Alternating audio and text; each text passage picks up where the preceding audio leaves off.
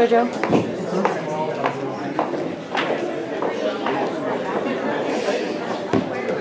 I think we're terrible.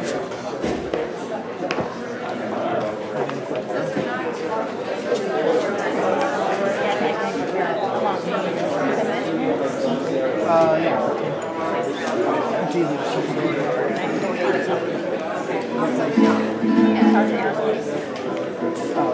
Yeah.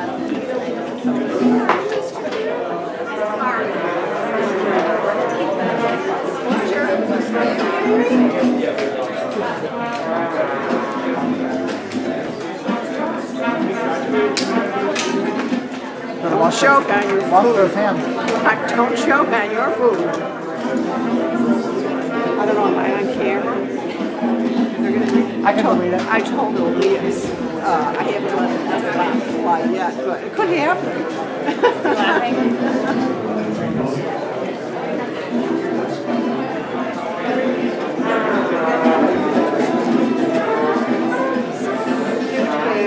Thank you. You got it on sale. What do you say? What kind is it? Designer? She Coach, but my girlfriend works for Coach, so I got 70% off. It was like a $500 bag. I got it for about $110. Bags these days, I have. Thank God I was down with shoes and bags. I didn't want to go each.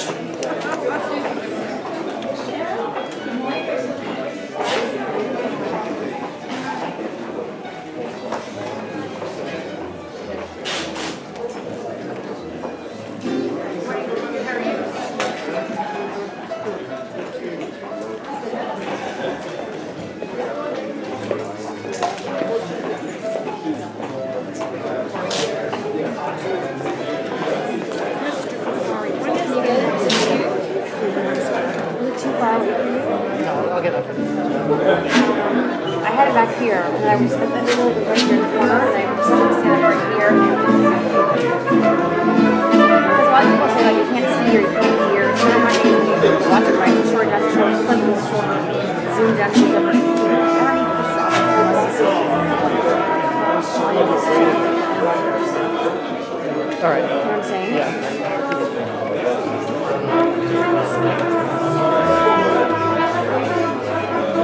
When is the next one?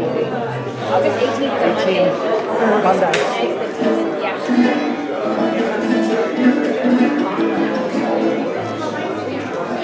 Same time. Okay, same time. Then I go, maybe if we get, then I go September 6th after that, I think.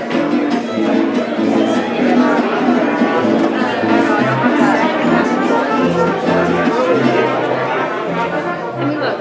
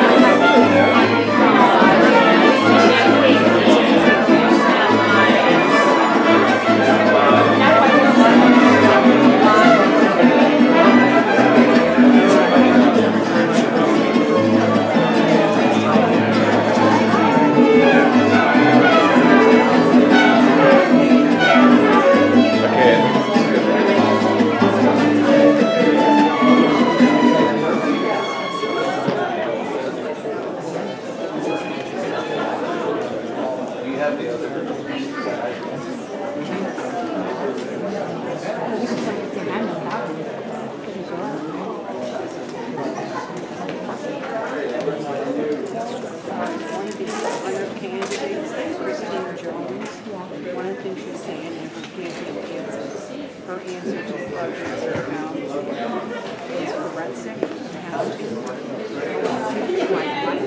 Gamified bread, like we did. My forensic engineering project and forensic administration. We've got them all.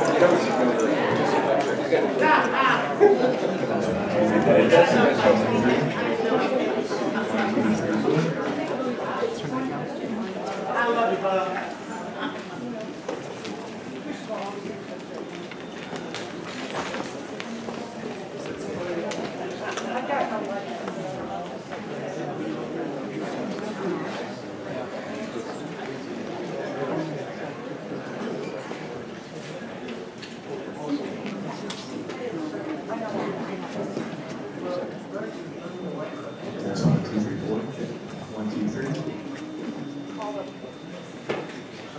No. 1, 2, 3, 4. Check 1, 2.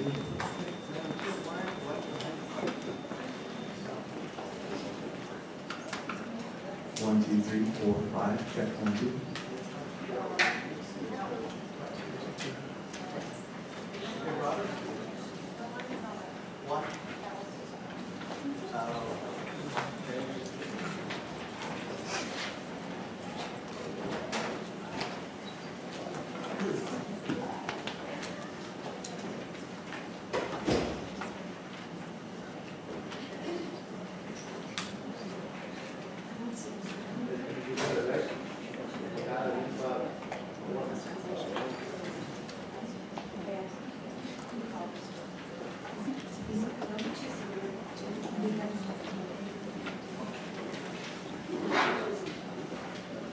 Good morning. I'd like to call the Board of Supervisors August 5th meeting to order. Roll call, please. Supervisor Carroll. Supervisor Hughes. Presente. Supervisor Miller. Here. Supervisor Valdez. Present. Chair Bronson. Here. Let the record show all members are present. Our pastor is ill and is not going to be joining us today, so please rise for the invocation.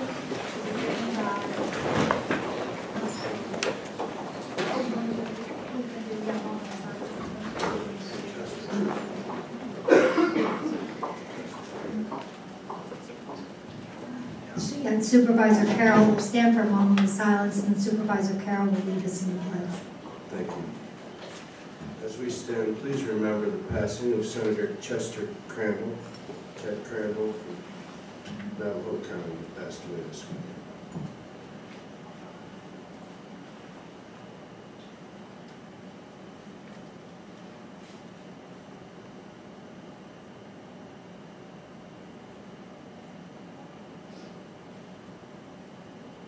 Thank you. Please join me in the pledge of allegiance. Pledge allegiance to the flag of the United States of America and to the republic for which it stands, one nation, under God, indivisible, with liberty and justice for all.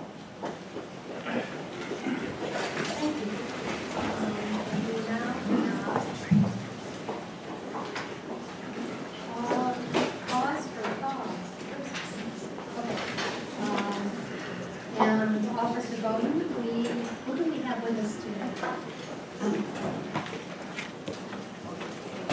Morning. This is Starla. It's not too often we get to bring a kitten down here, or any of the feline, any cats or adult cats. I brought a sweet little kitten today. This is Starla. She's about 4 months old. She hasn't been with us for long, but she's already been spayed. Oh goodness, Starla. She's not much of a show cat. Picture it on your She'll sit drapes. nice for you. There she goes. She's just a typical little domesticated cat. There's nothing unusual about her breed, just typical American medium-haired cat. Real sweet cat, ready to go for adoption. Presently, adoptions for cats are $9 through August 9th. Or if you get her on Friday, we have free cat Fridays through the rest of the summer. So if she still makes it till Friday, I think she might go faster than that. If she's still there on Friday, you can get it for free. And she does come, as I said, she's already been spayed. Other cats that haven't been altered yet will be altered for you at no additional charge. They're all microchipped and they all receive their first round of vaccinations for rabies. We have lots and lots of cats, and today I'm sure you're going to hear plenty more about the cats in our community. I personally foster a lot of cats, and a lot of my coworkers do as well. There's a never-ending population of cats out there. Very often, many of the cats are domesticated and can go up for adoption. Oftentimes, the cats are left too long in the wild, in the community, with no human interaction and become what's considered a feral cat. And those, although they may not be home cats and a cat you want to have in your house and live around your family, they are no less deserving creatures. They absolutely are entitled to go on about their business, and it's not their fault that they're in the community and with no one to fend for them but themselves. So please keep an open mind to that today when those issues come up. We have many deserving creatures, and again, by no fault of their own, are in the circumstances that they're in. So if you have a place in your heart and in home for a kitten like Starla or an older cat, please come on down. We're open from noon until 7 on weekdays and from 10 until 5 on weekends. And we have unfortunately a never-ending supply of cats in need of homes. So please consider if there's room in your home for a sweet and deserving animal like Starla. So thank you for your time. I appreciate it. And please, again, keep all this in mind when all the many, many pressing issues are presented to you today. Thank you. Madam Chair, Supervisor Lewis. I was just kind of wondering if cats get along with jungles. Absolutely. Because we got a group of jungles over here that want, anybody want a cat? Talk to your friends, see if they want to adopt one of the cats that we have at our Pima animal care. They are good pets, and a lot of us are here today to talk about cats. So it's going to be the subject of the day, and we're so glad you were able to bring one down. So cats in jungles right here at the Pima County Board meeting room. All right? What did you want? Gracias. Thank you. Thank you. We do have one change to the agenda. This is regular agenda, page 4, item 22, under procurement, unfinished business, award. Staff has requested that this item be removed. If there are no objections, we'll remove the item. Moving on then to presentations and proclamations. Item 5, Drowning Impact Awareness Month. I'll move the item. Second. Motion and a second. Objections? Hearing none, motion carries. Tracy, you want to join us along with the folks you brought from the various fire departments?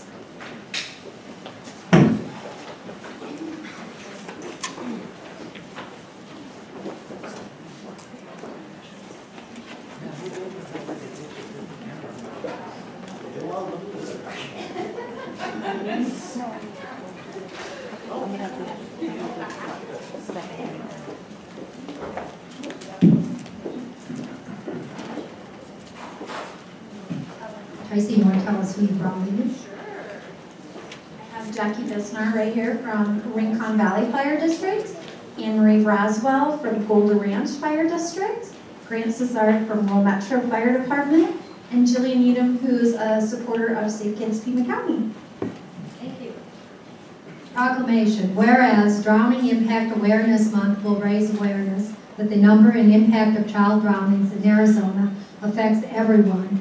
And whereas drowning incidents in Arizona take the lives of the equivalent of a classroom of children each year, and whereas a child drowning can happen to any family, regardless of education, race, or socioeconomic background, and whereas families can take simple steps to protect their children around water to avoid the tragedy of the unnecessary loss of life, and whereas water safety remains a priority for Arizona families, communities, and government, and whereas keeping children healthy and safe is the goal of the Drowning Prevention Coalition of Arizona, fire agencies, and other prevention institutions in Arizona, and whereas raising awareness will increase understanding and education of effective ways to prevent drownings, now therefore be it resolved that the Pima County Board of Supervisors hereby proclaims August 1st through August 31st, 2014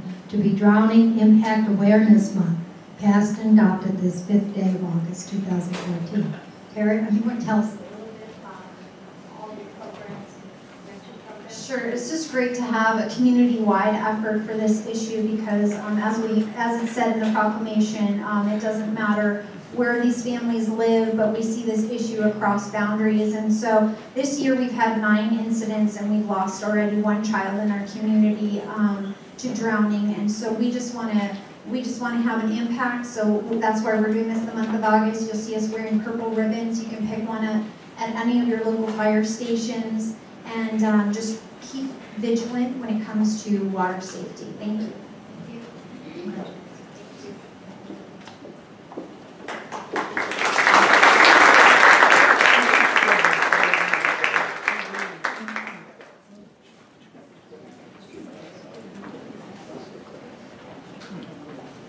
Now move on to item 6, presentation for the 239th anniversary of the City of Tucson. I'll move the item.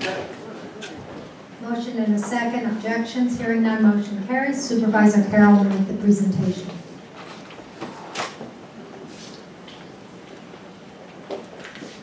Thank you. Glad someone's here to accept this. From the Historic Commission. Yes. Hi, Marty McHugh. So glad you're here. This proclamation is passed unanimously is for the City of Tucson's birthday. Big celebrations coming, and you'll tell us a little bit after the proclamation.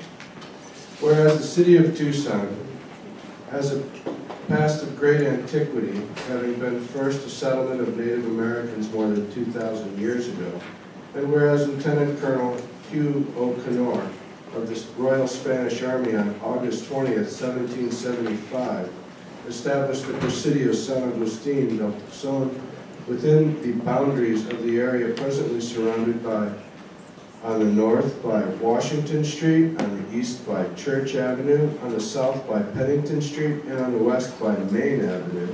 And whereas the flags of the Tohono O'odham Nation, the Pascua Yaqui tribe, Spain, Mexico, the Confederacy, the United States, and Arizona have been raised within the ancient and honorable Pueblo. And whereas this community is dedicated to the preservation of its heritage, architecture, historically significant sites, and its diverse cultures and traditions. And whereas Arizonans should remember the gallant deeds of all of our forebears and commemorate them with an appropriate ceremony, and now therefore be it resolved that the Pima County Board of Supervisors hereby proclaims the month of August and the day of August 20th as the time for all residents of Pima County to observe the 239th anniversary of the City of Tucson and participate in the ceremonies and activities that commemorate this event. Passed and adopted the 5th day of August 2014, and Ms. McCune is going to tell us all about the celebrations. Thank you so much for being here. Thank you very much for doing this. We really appreciate it. We will be having a Tucson's birthday celebration on August 20th from 6 to 8 p.m. at the Presidio San Agustin del Tucson, which is located at the corner of Church and Washington Streets downtown. We will start with mariachi music. We will have a flag ceremony with all of the flags that the supervisor mentioned. We will have a reading of Hugo O'Connor's letter, both in Spanish and English, that he sent to the Spanish Crown when they designated this area for a presidio. We will have birthday cake for Tucson, and we really hope that you all will be able to attend. Thank you so much for being here. This is, of course, for your group. Thank you so much. Madam Chair.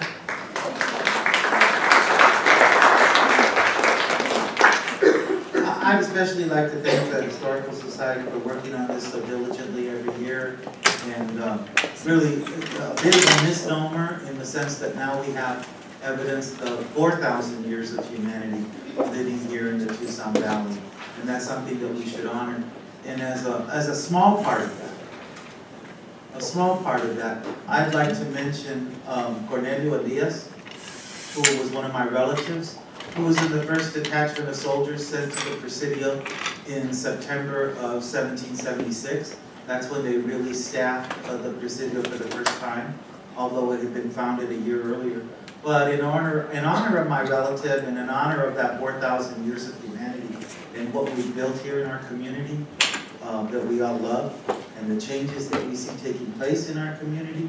I just wanted to mention that and honor my own relative, because I hardly ever mention him specifically, even though I do speak of being a 5th generation Tucsonan and 7th generation Arizona very regularly. But I thought I would mention that this morning, and thank you all for coming in.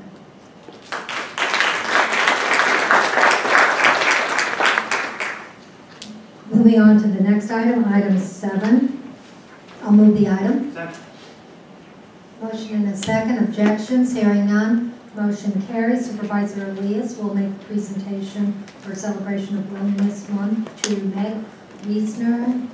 Yeah, there's your call.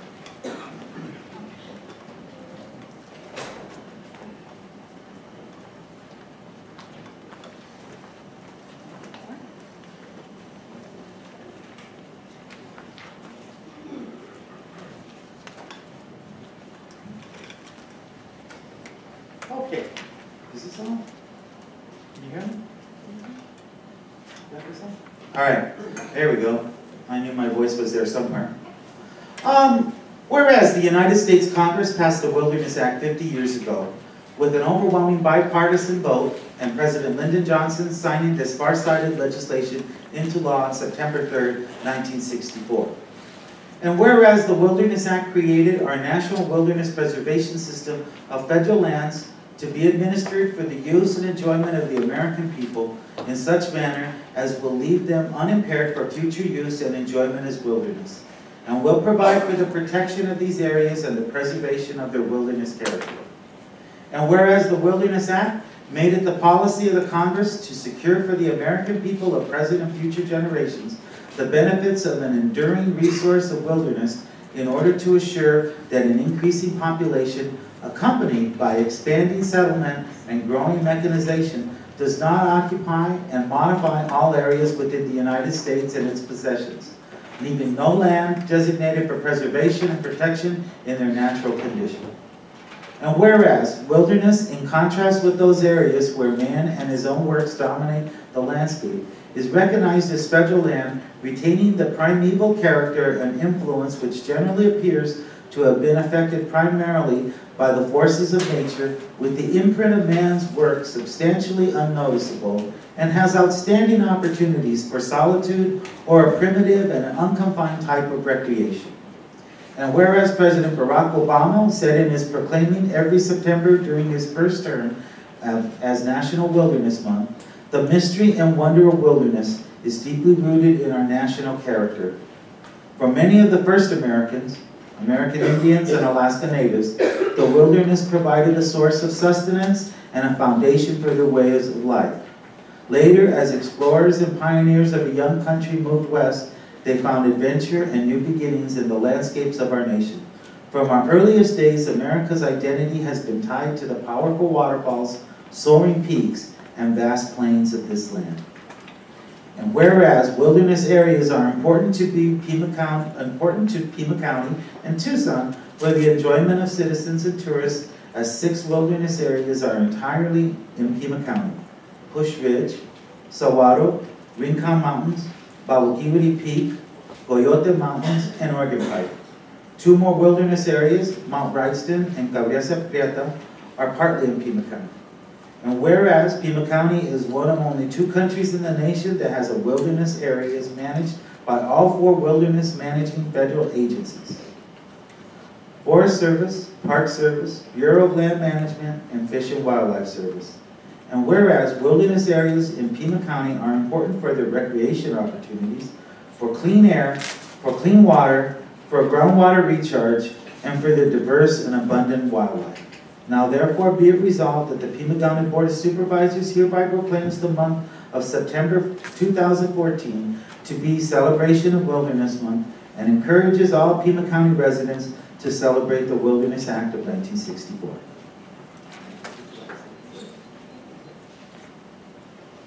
Thank you, Supervisor Elias. I really want to thank you for taking the time today to recognize the values that wilderness areas contribute to Pima County. There are 8 wilderness areas in Pima County, and they really surround us on all sides. I would like to introduce my companions here. Matt Nelson from the Arizona Trail Association, The trail goes through numerous wilderness areas as it goes from the Mexican border all the way to Utah. And Sarah Corning from Catalina State Park, the state park boundaries right on Bush Ridge Wilderness up in northwest of us here. I appreciate your coming. I have a gift to give to all of the supervisors, and that is a sticker for the Wilderness 50th Anniversary. It's offered to you. And I also want to invite everyone to attend 2 events that are coming up. One is a wilderness exhibit at the U of A Library Special Collections. The Special Collections Library has the collections of Mo and Stuart Udall, who are both wilderness champions, as well as Edward Abbey, whose writings did a lot to further the wilderness effort. And there will be an opening of that September 2nd in the evening. And also the Wild for Wilderness Festival at Sabino Canyon. We're scheduling that for the cooler times. That'll be November 8th. And there'll be a lot of information and family activities for wilderness there. Thanks again for taking the time to do this. Thank you. A round of applause, please.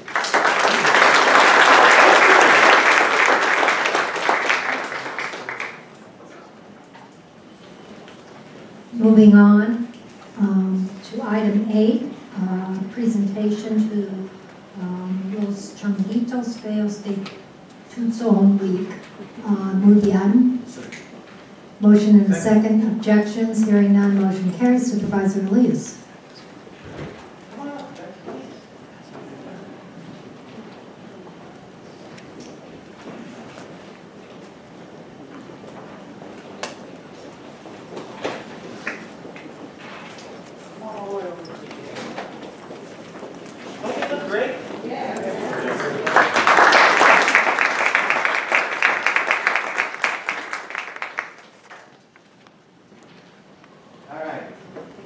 I'm lucky I get to stand behind all these beautiful young people.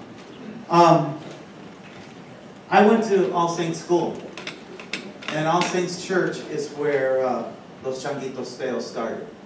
And we were proud of them in ways that I cannot describe. And the first time I saw the mariachi, Los Changuitos Feos, I remember it as perfectly as I do yesterday, and it was in the courtyard of BOS School. And when they started playing in that circle, the hair on the back of my neck stood up, and I said, man, I'm proud. I'm proud of these kids, I'm proud of what they're doing, and I'm proud of the music they played, I'm proud of the way I've been raised. And you continue to do that for us today. That is without a doubt, and we owe you a great tribute. And as a result, the great filmmaker back here, Dan Buckley, is working on a film about the youth mariachi movement and how it's changed the United States of America, because that's what's happening. And we should be very proud that it started right here in Tucson, Arizona, on 6th Avenue and 14th Street. A great place of honor. It's also the first place I ever saw Cesar Chavez in my life, too. So that church has a very special place in my heart. Anyways, I am going to read this proclamation. I had to rant on a little bit, I'm sorry, because I'm very proud of these folks and their roots. Whereas, Los Changuitos Feos de Tucson has been training young musicians and vocalists in Pima County and helping them further their education for the past 50 years. And whereas Los Changuitos Feos de Tucson is dedicated to preserving, celebrating, and learning about the rich Mexican culture that enriches the lives of Pima County residents. And whereas Los Changuitos Feos de Tucson was formed in 1964 under the auspices of a Catholic youth organization, making it the first mariachi youth group in the United States. And whereas Los Changuitos Feos de Tucson is widely regarded as the seed from which the entire mariachi movement in the United States grew. And whereas students of Los Changuitos Feos de Tucson who are committed and dedicated to its mission are eligible to receive college scholarships from the organization. And whereas Los Changuitos Feos de Tucson has awarded over $480,000 in scholarships over the years. And whereas the work of Los Changuitos Feos de Tucson has enriched the lives of many Pima County students and their families, contributing to help them appreciate the music and to go on to rewarding careers in a wide array of fields. And whereas it is fitting and proper to recognize the significant historic organization's contribution to the education, cultural arts, and entertainment of Pima County residents. Now therefore be it resolved that the Pima County Board of Supervisors hereby proclaims August 17, 2014 through August 23, 2014 to be Los Changuitos Feos de Tucson Week, and urges all residents of Pima County to join Los Changuitos Feos de Tucson, Mariachi Cobre, and all alumni members, parents, and supporters for the Los Changuitos Feos 50th Anniversary Reunion and Concert Celebration, scheduled for August 21st to 23rd, 2014 at 2 sites on the streetcar line, and to recognize the value of this institution for present and future generations, passed and adopted this 5th day of August, 2014. You want to say a few words before these kids play some music? We're going to let them play. Música. Andale. All right. Let's do it. Por favor. Maestros.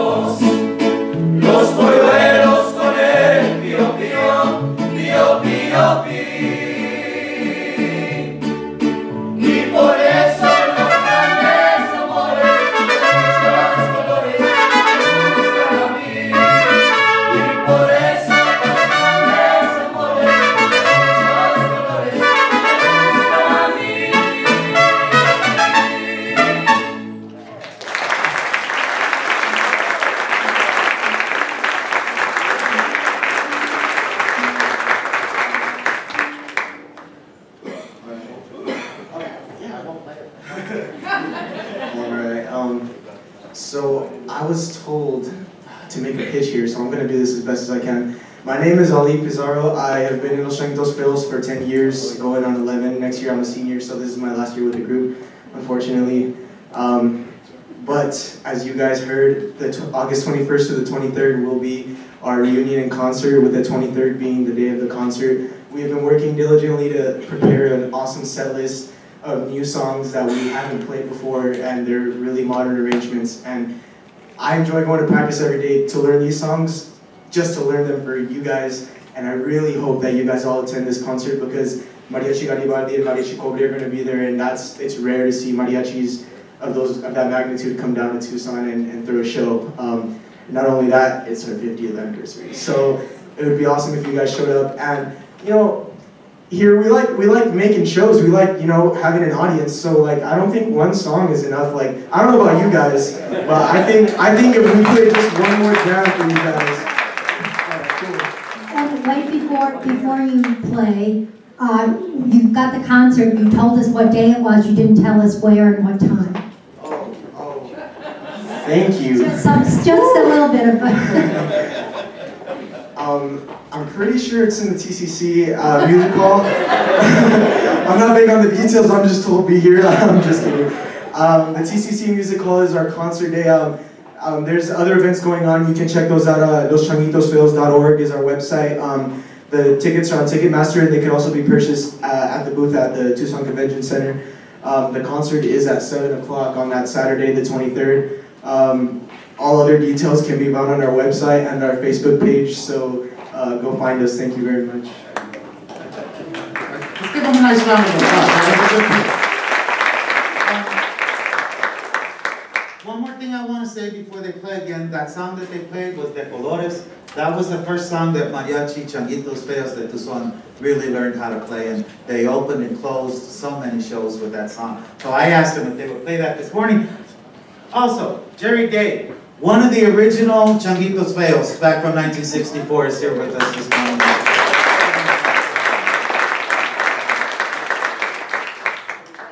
I'd just like to say that 50 years ago we started this in the basement of All Saints Church. And it was exciting at that time, CYO. And we weren't very good at that time. But then we started practicing, we got better and better. And then over the years, it's amazing how great the Changuitos have become. And I actually believe it's really attributed to the parents of the Changuitos. Everywhere we go, every time we see them, it's the same thing. The parents are what make it go, and they have this tradition, and it's a beautiful tradition. And it also, for these young folks, I'm so proud of them, because they're always going to remember this. They're going to they're going to use this in their future life. I became an engineer, my cousin became a medical doctor, we've had teachers and other scientists and so on. This is what the Changuitos do for our community. Thank you.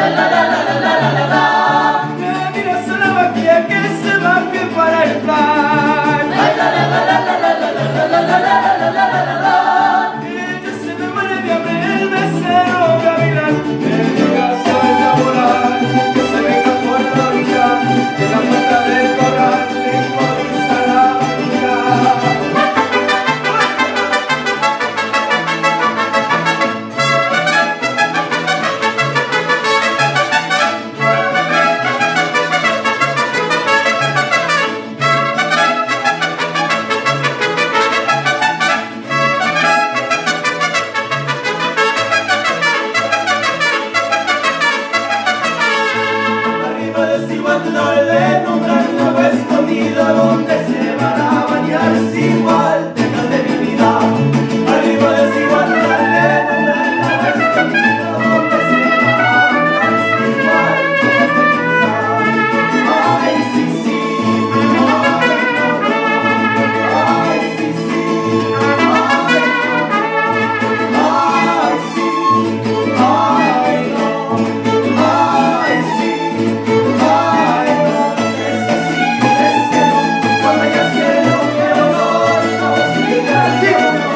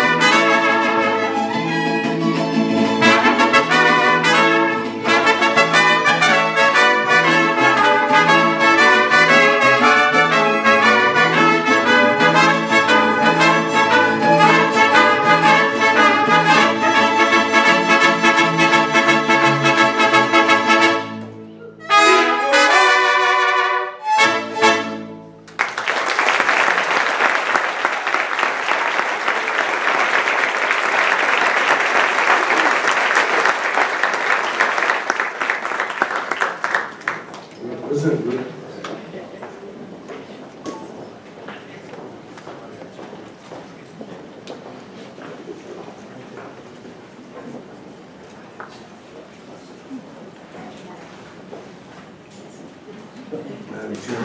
Supervisor Carroll. I just want to thank personally Los Changuitos Feos. Thank you for the great couple of songs. I look forward to being at your concert. And I want to say also it's great that I was at a Notre Dame bus tour that stopped at St. John's, and we have lots of young people practicing and working hard at St. John's Elementary, and maybe they'll take Ali's place someday. Congratulations to you, Ali. Have a good experience in college. God bless you. Thank you. Supervisor Carroll. Indeed, I also want to express our gratitude and our thanks. I'll tell you what, this is the best way to start a board supervisor's meeting. So thank you.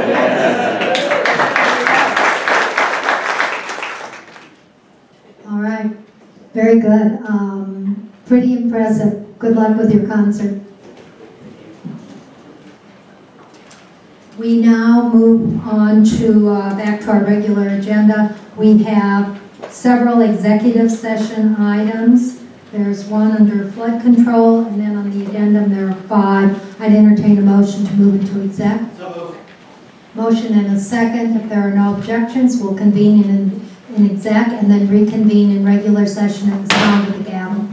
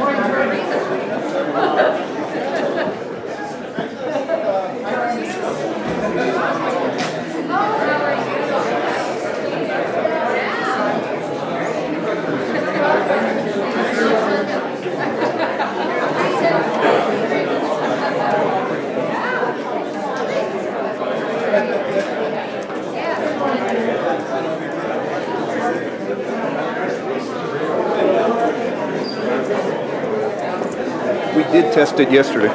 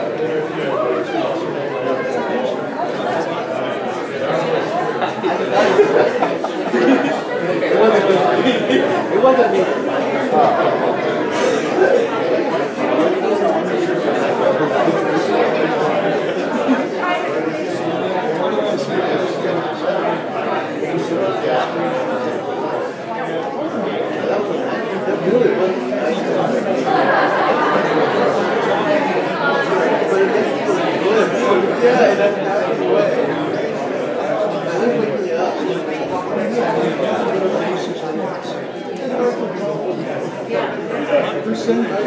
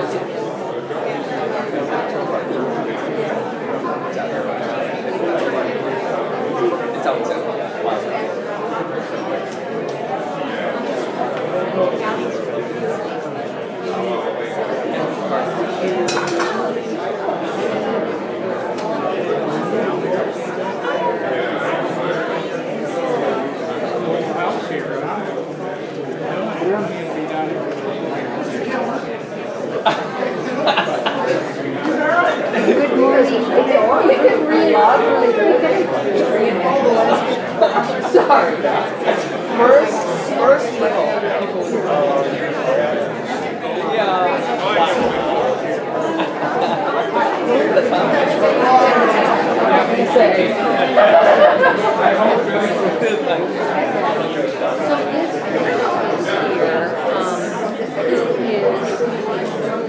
You picked the wrong row. Yeah.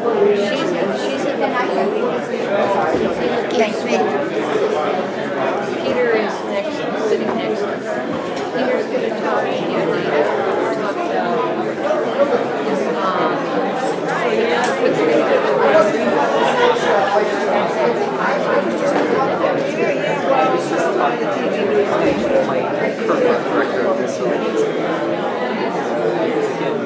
What happens and so part of what we're doing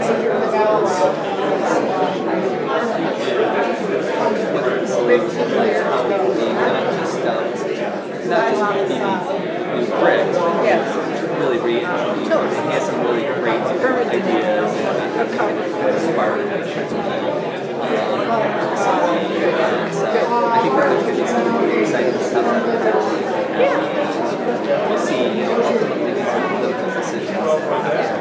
it's totally cool. The woman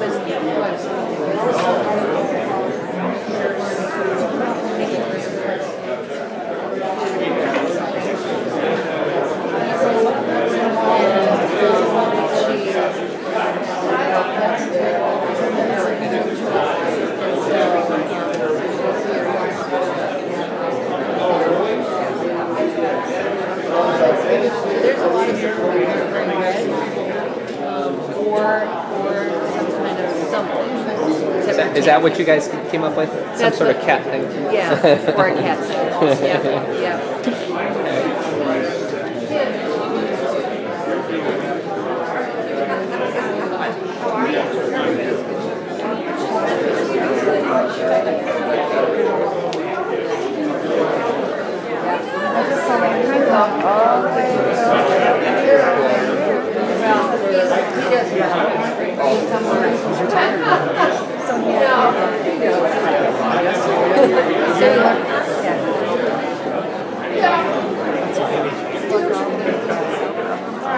I watched every step.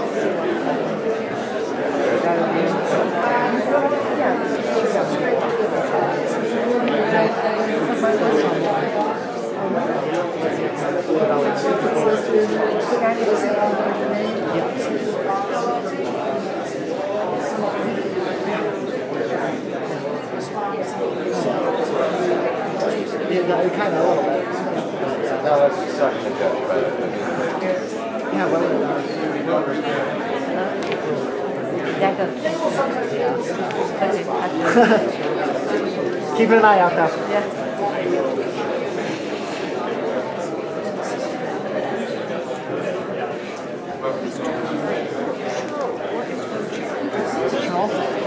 She does a lot of our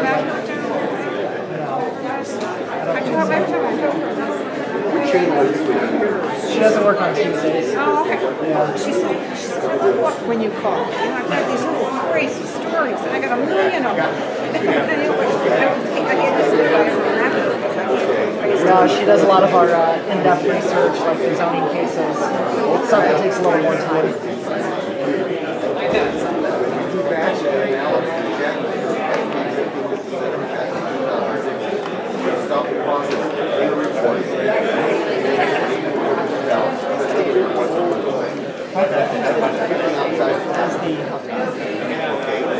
I get a call from that Excuse me, you're with the health department? Yes, ma'am. Oh, hi, I got a call from a Cindy Bennett. You know that name? Joe. What's happening, buddy? Let's go. Valley. No, I'm not going. I thought you were going with the golf course. No, playing at State. Oh, actually, New Haven. Kim sent me a follow-up on that. Okay, well, it doesn't involve just the golf course. It's really the county. She said the county has nothing to do with That may not be entirely correct. Yeah. So your part, and I will let you know what the follow-up is on that investigation. Because I actually I don't get it. we sent Are you going to be like, what's your, are you going to have like Monday or? I'm a regular commission. Probably wrong travel. County drainage is covered in green stuff.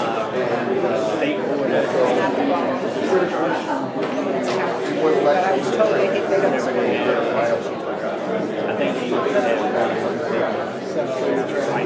There is some follow-up then. I will double check. Hold on. Thanks so much.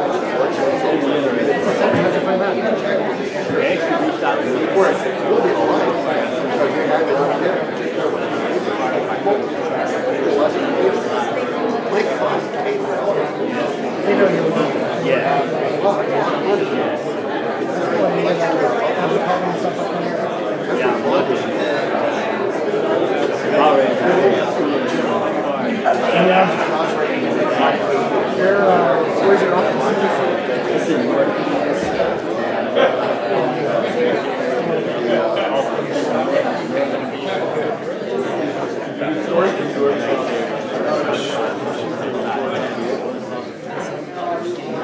I'm sure that BOS office, Item 20 on the they're talking about this. you should ask them like where you should go. Oh yeah, I'm kind of. We only need to work on that.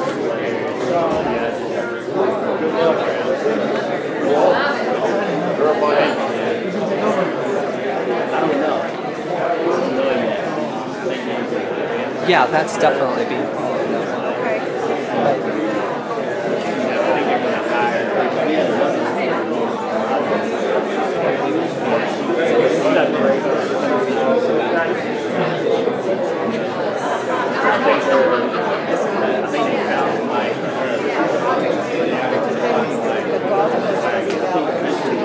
Sure, no. I just want to make sure. And he lives up there, right? And it's Francisco.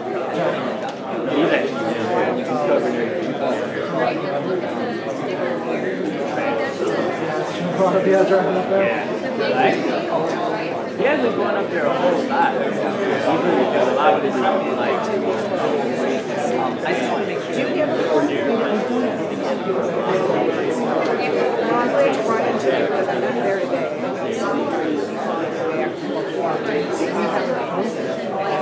yeah, man. Nice job. Yeah, I know, man. We like you. Yeah. You're our go-to guy. Yeah, I can tell. You're the only person she gets close to. I know, I noticed that. I'm like, wow, special. Failed infrastructure. No, that's pretty good. Yeah, exactly.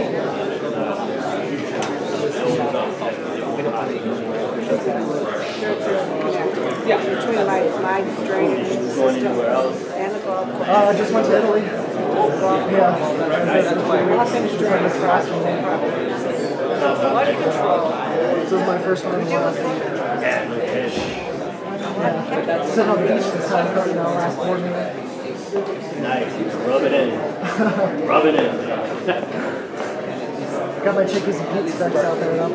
Okay, what? Chickies and Oh Pete's. yeah, I haven't even. It's the food's delicious.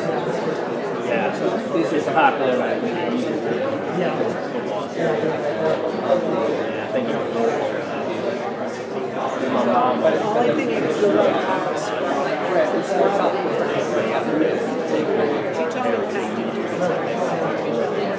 With the crust fries. Yeah. Oh, yeah. Yeah, the Old Bay.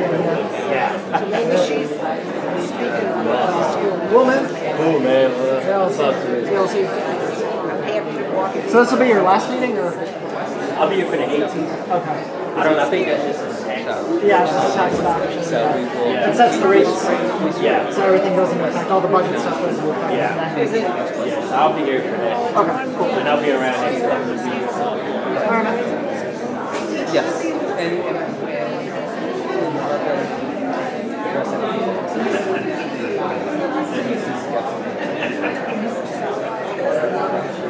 I will. I'll try Talk to more. Please. Every time we have something, I know with my 50 years of involvement with this property, I want to talk to you. I want to show them around. So far, no one has taken me up. Okay, so maybe you'll walk around the block with me, because no one else will.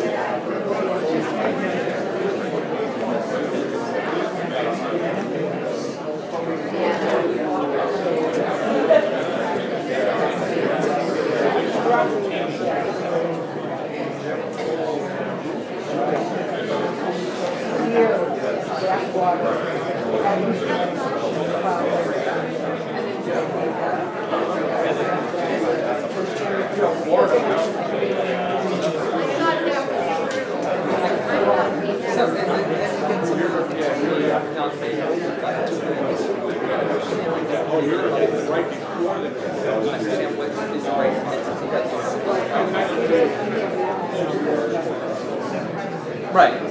I hear what you're saying, which is not your particular problem. That is essentially an infrastructure problem. What I'm saying is Good, okay, good. assess it, but then you get better understanding what it is. So that we can and try to jurisdiction figure out the responsibility. Is Jeannie coming back down? She mentioned me off-site, so I don't know when she'll be back. Okay. I don't know if it's too long. I think probably by 11:30. Schools on how long you guys want to go? Past 1? Looks like there's a lot of stuff in there. There is, but not. The question is, how long are they going to be back there chit-chatting? That's the main question. The $64,000 question. See, this is going to be the big one, community cats, but you guys come before that. Right. So it shouldn't be. I mean, this will be nothing. It should be fairly soon once they come out. Knock on wood. Yeah. You're sounding old and cynical. Being in this job allows me to be old and cynical at a young age.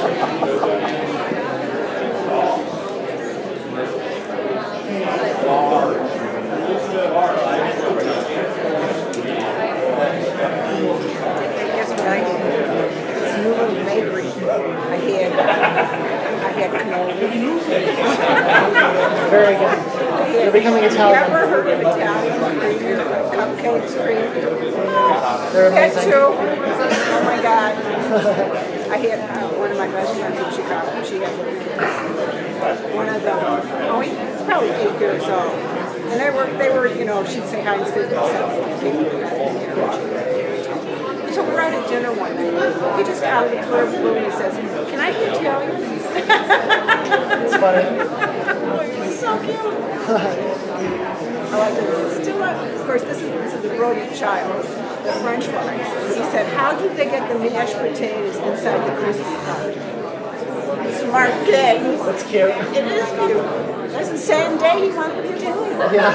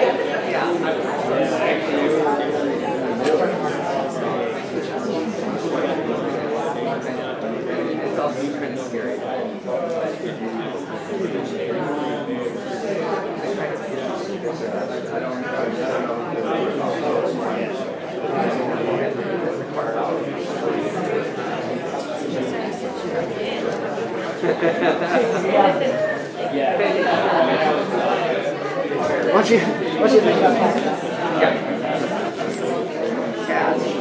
Yeah.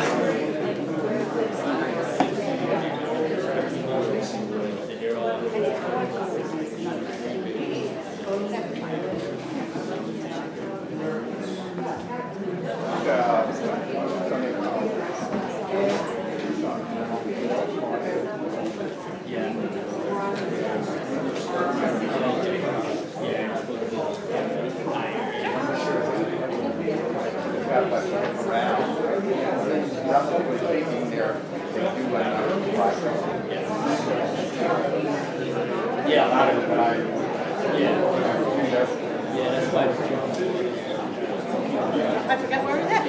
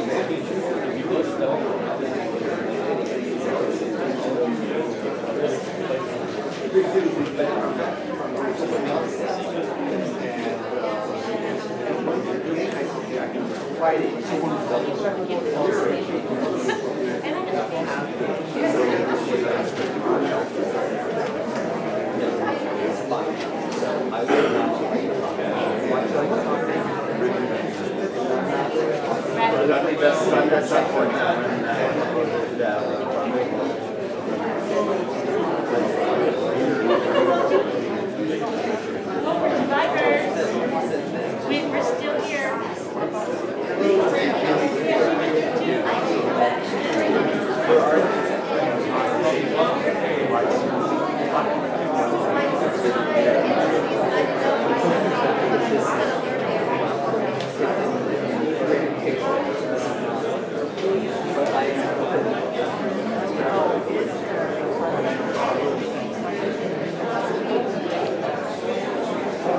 I didn't see that.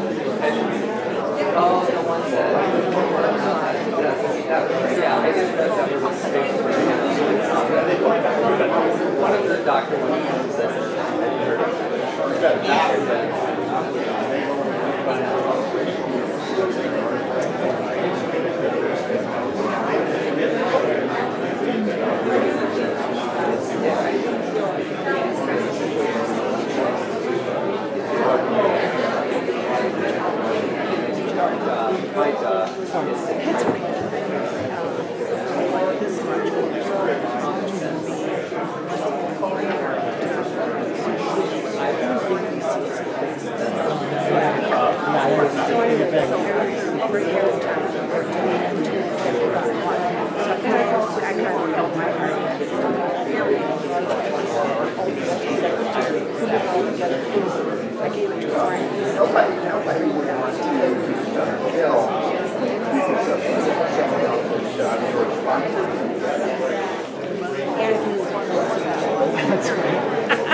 the big red tape doesn't come off? No, it's the kind surrounding the front of my house. Since it was being replaced. And you were saying that's not a crime. Yeah, it is. It is, yeah. So yeah, I didn't see that.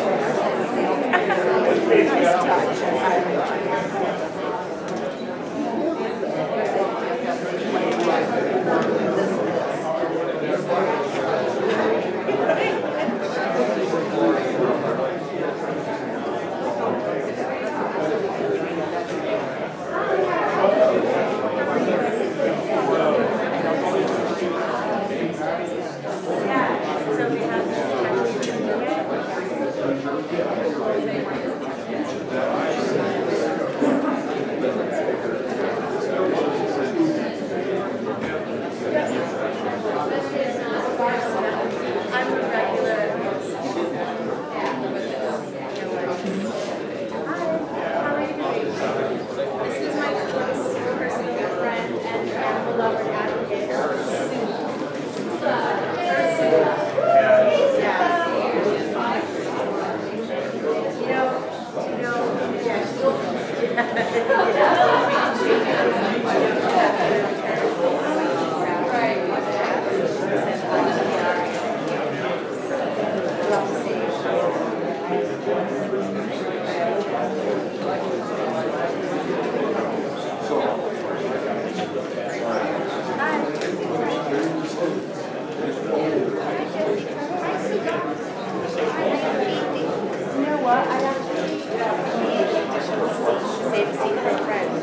Do you mind? I'm so sorry.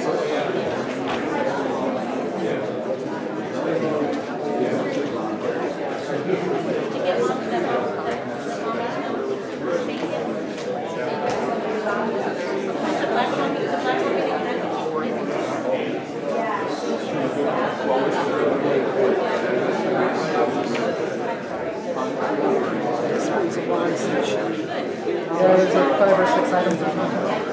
Yeah, and they can talk intelligently about that many things in this time. I don't know.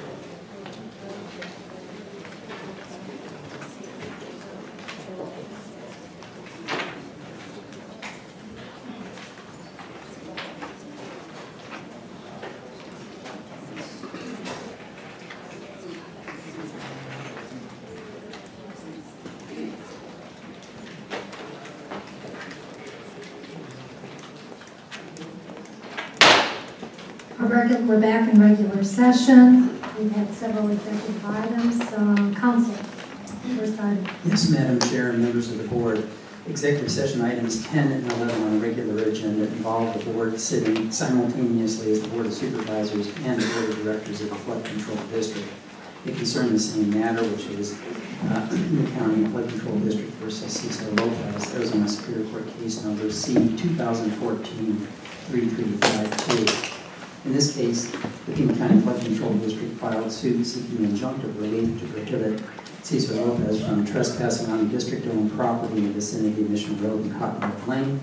The parties have stipulated the terms of the preliminary injunction, which among other things prohibits Mr. Lopez from entering onto one district-owned property, limits his access to another parcel of district-owned property to publicly accessible trails, prohibits Mr. Lopez from accessing a district-owned property with motorized vehicles and from damaging vegetation, and then also prohibits him from developing in the floodplain without the required permits. Finally, it requires him to relocate a fence encroaching on district-owned property. The proposed settlement would render the terms of the preliminary injunction permanent. The chief engineer of the district and the Pima County Attorney's Office recommend approval of the proposed settlement. What's the pleasure of the board?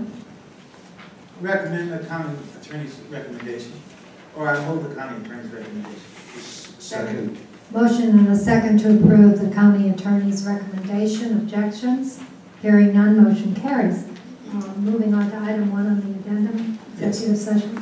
Yes, Madam Chair, members of the board, executive session item 1 on the addendum agenda involves Pima County versus Cataro Crossings Homeowners Association, Pima County Superior Court case number C 2012-2239.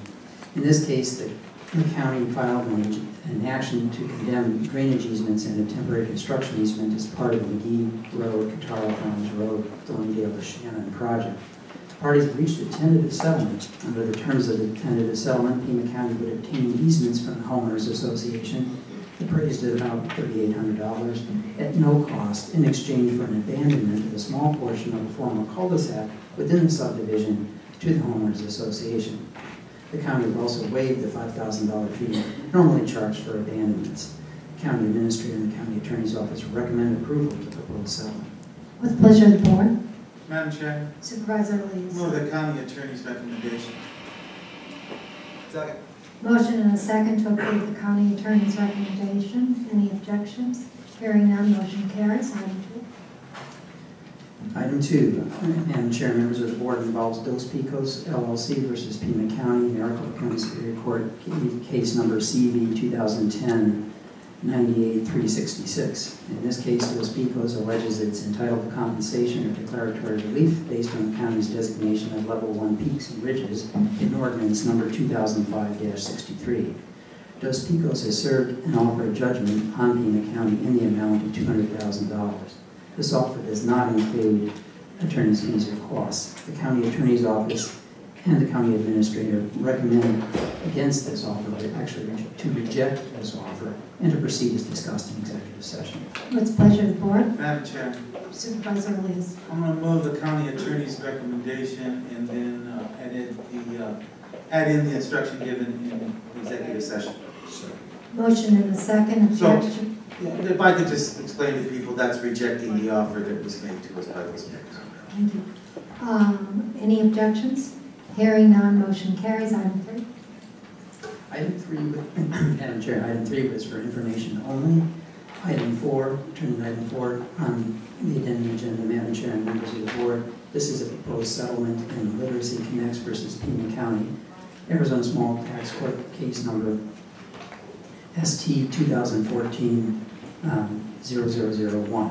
This case involves the valuation for 4 tax parcels for the year 2014. The majority of the improvements are on one parcel, which includes the improvements which is a school that's in disrepair, dilapidated parking areas, etc.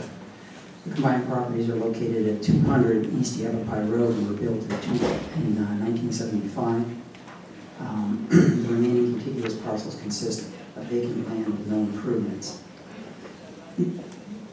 Pursuant to the settlement, the approximate tax decrease for all 4 properties total will be $21,343.91 for tax year 2014, not counting for rounding.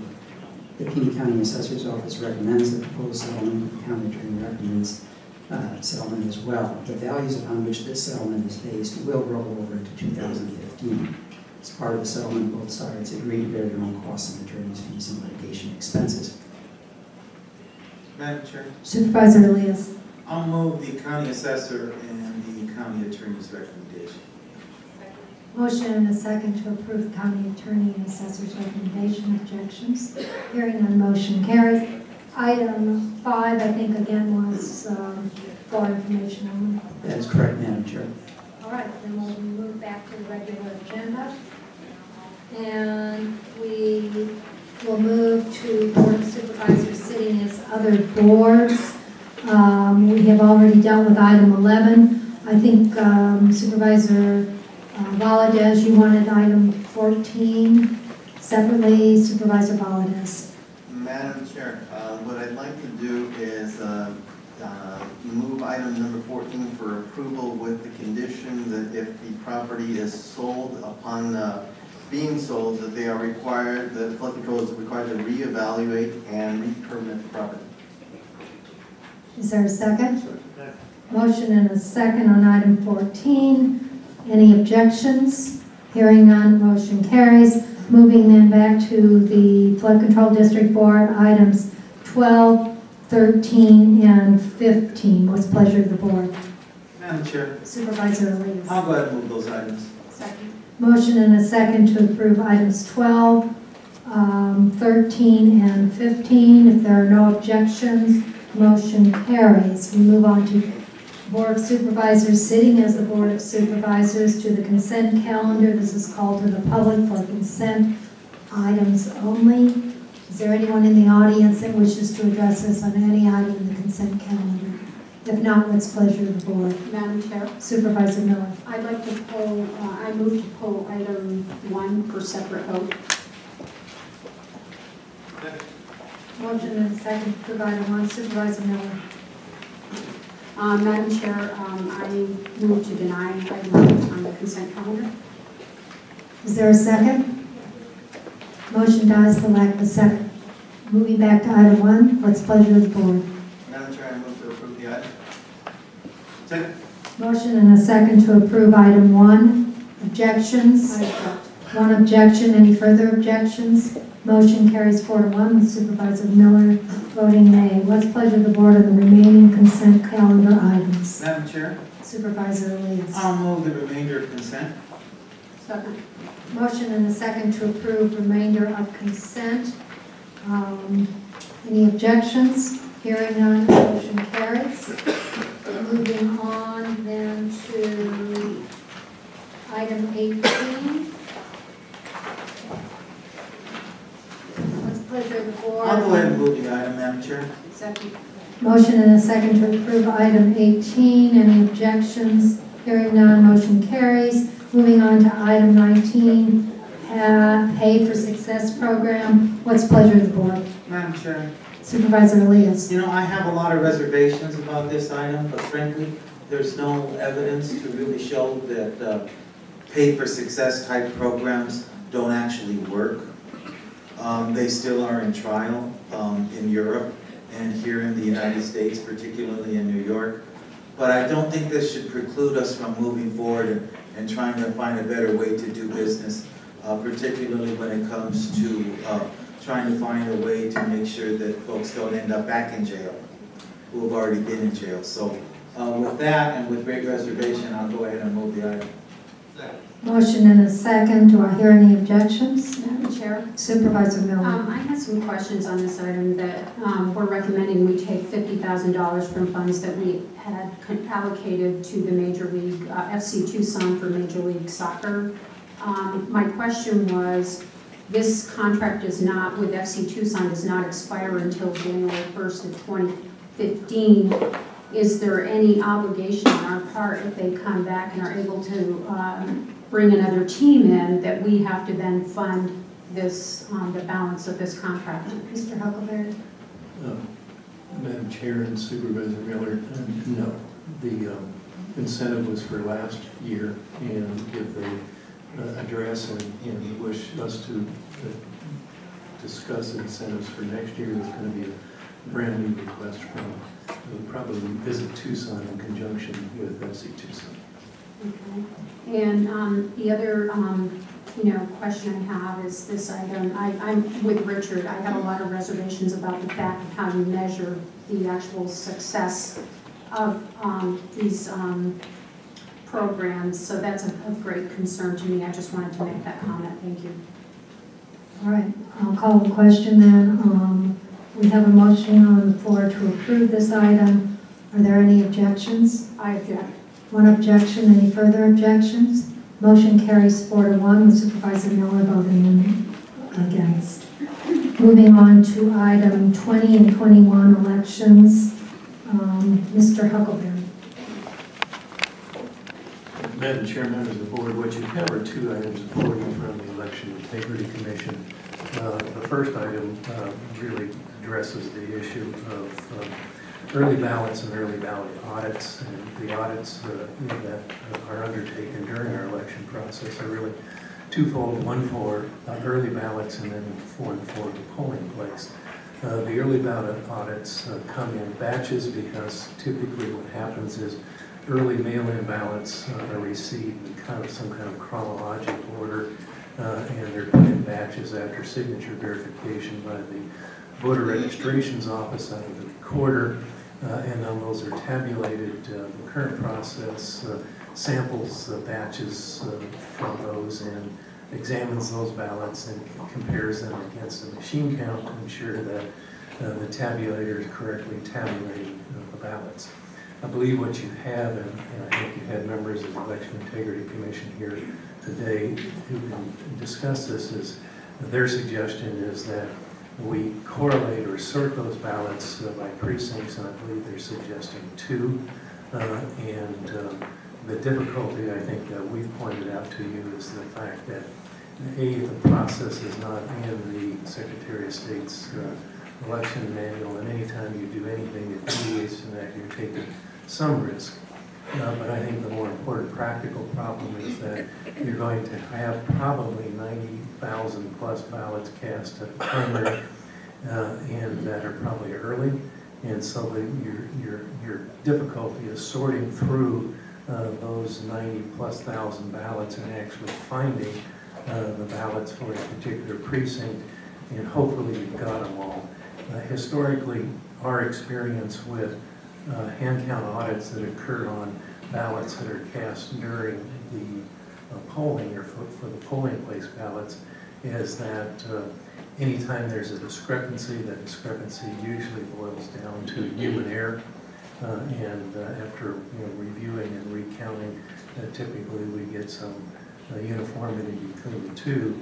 And so the risk here is that we have a potentially high risk that in this human sort, which is not mechanical or machine, we will have an error, and that error will then perpetuate itself and call into question the election itself with regard to the primary. So I think our staff and my recommendation is that while this is probably a good idea with regard to basically adding to another method of verifying the tabulation and the vote count, it is a highly risky proposition at this point in time. I would hope that in acquiring new equipment, we will have new equipment that can in fact do what we call not only scan but also sort electronically by precinct so that this would be much easier. But it also requires a procedural process to be included in the Secretary of State's process. So I think at least this particular proposal is a little ahead of its time and potentially risky. And I think that's really all that we have on that item. The second item is, and let me summarize it very quickly, the Election Integrity Commission. We're out looking at acquiring a new tabulation system, and that tabulation system that we're suggesting be acquired is a simple count, which is today we have both simple count as well as tabulators or scanners at the precincts that tabulate both and then download that information into the simple count process. We're suggesting that, given the fact that today 80% of our vote is by early or mail ballot, that what we'd be doing is making a significant investment for 20% of the vote if you were to invest in scanners at polling places. The current estimated cost with regard to a new tabulation system is about $800,000 to $900,000. We have those funds available from a federal grant, the Help America Vote Act. The actual additional cost to place scanners at every precinct is another $1.8 million, of which we do not have the funds. Manager. Supervisor Carroll. Mr. Huckleberry, I'd like to go back to item 20, and I know it's not in the manual that's out, the state manual for elections, so it was unclear in the manual, but we did seek clarification from Secretary Bennett, and we made an effort there. Could you please have staff or yourself report on, it's obvious to everyone here that there will be a new Secretary of State after the elections and swearing in January, but could you tell us what the reception was from either he or his deputies regarding the hand count as not being in the manual, and could we have it amended for next year with the support of a new Secretary of State? Madam Chair, Supervisor Carroll, yes, staff did contact the election staff and the Secretary of State's office, including the election officer, Mr. Drake. His view of what was being proposed was that, I think in the best words he could view as problematic, and that obviously there's nothing in the procedures manual that would process it or sanction it, and that he suggested that if in fact there's a desire to do so, that it be uniformly placed in the Secretary of State's election manual based on a review that occurs typically by every county in Arizona, so that there is some standard uniformity with regard to how this particular matter is addressed across the state. I see. I guess then what I would say is those that are on the Elections Integrity Commission, or people like myself who are interested, have those candidates to speak to about their openness to possibly amending the elections manual for next year. I personally would speak to candidate Reagan. There's 4 other candidates, obviously. The interest that I have, that both obviously Democrat or Republican share the interest, is transparent elections. And if it's something that we can request for an annual review of manual to include that in the future, that's what's necessary. Am I right or wrong? You're always right. That's not what my wife says. Madam Chair, Supervisor Carroll, obviously we always recommend the most conservative action that puts a county at least risk, and this would be that, such that if it's in the manual, the process is agreed to and clearly defined, that's the safest way in which to approach this issue. Otherwise, we're dealing with the possibility of human error, and if that were to occur, then what? A second recount? A re-election? Madam Chair and Supervisor Carroll, I don't think that's the problem. We don't know this uncharted territory with regard to the certification of that primary election. Madam Chair. Supervisor Miller. Oh, Supervisor Valadez actually was next, and then Supervisor Miller. Madam Chair, Mr. Huckleberry, my first question is for you, and then a follow-up to Mr. Stroud. What I think I'm hearing, and I want to make perfectly clear, logistically, can we accomplish the goal that's being asked of the Elections Department in an accurate manner?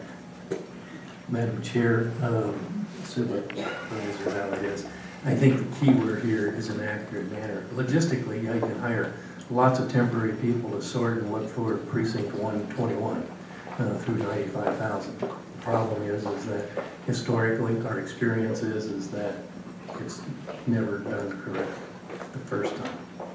So in order to accomplish it, what I'm hearing from you is that we would have to have a group of volunteers or workers go through every single vote by mail ballot and make sure that they pull the specific precincts. Yes, and in doing so, what you've done is you've got this great logistic problem associated with chain of custody. And so the next problem you have is that what happens if, 2 ballots are misplaced or 4 or something happens with those ballots, then we can't reproduce the same count, and you then open the county up to untold litigation with regard to the candidates over the integrity of the election. And simply because we now have instead of, a certain group of hands and eyes on these ballots, it's been expanded exponentially. Many times you expand it exponentially, typically with these are, paid temporary workers, you potentially have an issue. All right, I don't think you bring up the word or the term chain of custody issue. Can you elaborate on what chain of custody really, in plain English, means? A chain of custody simply means that there is no opportunity anywhere along the election cycle where a ballot is handled that there's an opportunity to substitute that ballot or change that ballot. And so that starts from when it's put in the mail to when it's opened by the recorder to when it's signature verified to then certified again and resealed and transported and sent to elections for tabulation. It's a rigorous process. So logistically, what you're telling this board is that in order to actually pull out a specific precinct, you have to violate what you're calling the chain of custody and open ourselves up to challenge of any and every election. Madam Chair, Supervisor Valadez, obviously if this board orders us to do this, we're going to try and protect that chain of custody as much as practically possible. What happens is that you open up the opportunities for errors and you potentially put at risk in greater proportion that chain of custody. Madam Chair, Mr. Stroud, for the sake of this discussion, if we were to adopt some of these changes, one or all these changes, what kind of legal liability are we looking at? Or let's just be, what kind of risk are we accepting? Madam Chair, can you hear me? Supervisor Valadez, anytime that you do something that's different than the clearly established procedure, in this case, the procedures manual, you'll have somebody make a claim potentially, or could make a claim, and I think Mr. Benny White made a claim to the extent that somehow this is not authorized and the board is not enabled. In this particular case, it's our view that the statute is essentially silent with respect to this. It does require that we do an audit, a hand count audit of the early ballots. It doesn't specify how that is to be done. It's not like other proposals that this commission has submitted to us where we clearly were not authorized to do something and we've opined that way. So, but there's always a chance. And second, too, when you're dealing with a new procedure, and this is where the Secretary of State has some merit in their claim, and that is that by having this codified in an election procedures manual in the future, we can all know exactly how the procedure is to be handled, how we're going to do this. And one, it provides a certain degree of uniformity. Second, it also potentially cuts down on the error or the ability to challenge that we're somehow doing something extra in addition to what we are authorized to do. And to the extent that there are potential problems, that with the chain of custody issue, if something does happen, those are things that, again, parties may choose to challenge or not, whether that's enough to create a significant problem for the county. Well, that will be up to a court ultimately to decide. But the safer approach is to follow the procedures manual at this time. Thank you. Madam Chair, Mr. Huckebear, we've tried to err so far on the side of transparency in terms of our elections, considering the history that we've had over the last 8 to 9 years in terms of elections in Pima County. And I think this board has taken steps to try and make sure that that happens. But I'm having some hesitation with the risk that we're putting on the table. Because we're clearly, in my mind, rolling the dice as to whether or not we are going to have an elections canvas that is going to be challenged or not. Would it be more appropriate at this time to frankly follow the advice by my colleague, Mr. Carroll, and really try to do what we can to make sure that the next elections manual includes these provisions so that we don't open ourselves up to that risk, and frankly they solve the issue or at least mitigate the issue of chain of custody, as opposed to trying to do it and being the test case? Madam Chair, Supervisor Valadez, that is in fact the, again, the most conservative approach. This board has taken steps that have been extraordinary with regard to transparency. And in fact, I believe you authored a letter to the Secretary of State asking the ballots be scanned. And obviously we're told that that was not legal. And so I think we've continually gone and done as much as we can with regard to transparency and election integrity. And we'll continue to do so, but I think we need to do so within the bounds of the rules and the process. And this is somewhat a little risky if the board chooses to undertake it. Obviously, we'll do what the board directs. But our recommendation is to take the conservative approach. And if in fact it's a concept that's worth pursuing, let's see that we get the right equipment that can do it, and we have in place the procedures that have been adopted by the Secretary of State and are uniformly applied to every county in Arizona. Thank you, Thank you. Supervisor Miller. Madam Chair, Mr. Huckleberry, my question on this is this procedures manual, this was initially implemented in 2006 according to the statutes that I read. And in 2006, approximately 30% of the votes cast were early ballots, and today it's up around 80%. And the way we currently audit the early ballots, there's no reconciliation to the machine count because you're not doing it by precinct. And that is a huge concern because we had, you're saying, roughly 95,000 ballots coming in, and you're not having a verifiable audit done. And that is where I think, you need to go as far as possible to ensure that the elections are clear, transparent, fair, and that there's a verifiable election. And this is to me, when I read through the statutes this week and I was looking at it, and the concern came about as a result of reading them that we haven't addressed this sooner. And in my opinion, the current audit methodology of the early ballots provides little, if any, confidence in the verification process. And my understanding is the statutes is that they are a minimum requirement. Pima County, in the poll locations, you audit roughly 4%. And I know it's 2% or greater. And So I think anything we can do to go above and beyond these requirements to ensure that we have a transparent election, especially given the fact that the majority of ballots are coming in early now. So I guess really another question I have for you, I guess Mr. Stroud, is since this is a pilot program, is the risk still there in terms of a challenge to the election?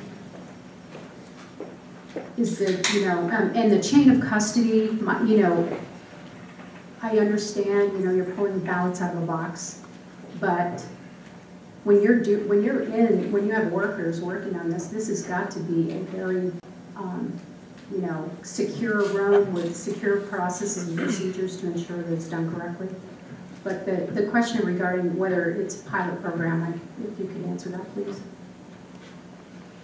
Well, there are provisions in in fact, I think I'm going to turn this over to my colleague, Mr. Jerkowitz, because he can address this issue. There were, I know, earlier pilot programs, and we've taken advantage of those pilot programs that were authorized by the Secretary of State. This is not, I don't think, with a pilot program, and you're talking about going live with a new procedure in a couple of weeks on a primary election. From a legal perspective, is it absolutely prohibited? If it's not, larger than be a policy decision by this board, is it how much risk it pushes to accept under what circumstances? Well, the fact is we don't know whether it's legal or not, and that's the risk. That's indeed, Madam Chair, one of the risks. I mean, in other words, and we'll defend whatever this board does with regard to this, and we can make good arguments on both sides. We can say that it's enabled. The statute requires us to have an audit of the early ballots. It doesn't specify how, but typically it's been deferred to the Secretary of State, who establishes an election procedures manual. And some say that deferral is sufficient and you can't go beyond that. The other argument would be is that, well, we could, as long as we follow that, we could do something additional. That'll ultimately be for a court to decide if we ever get into a challenge. I think it would be best, though, if we try to avoid a challenge. Mr. Stroud, you said that we defer to the Secretary of State. Do we not have the authority to override that? No.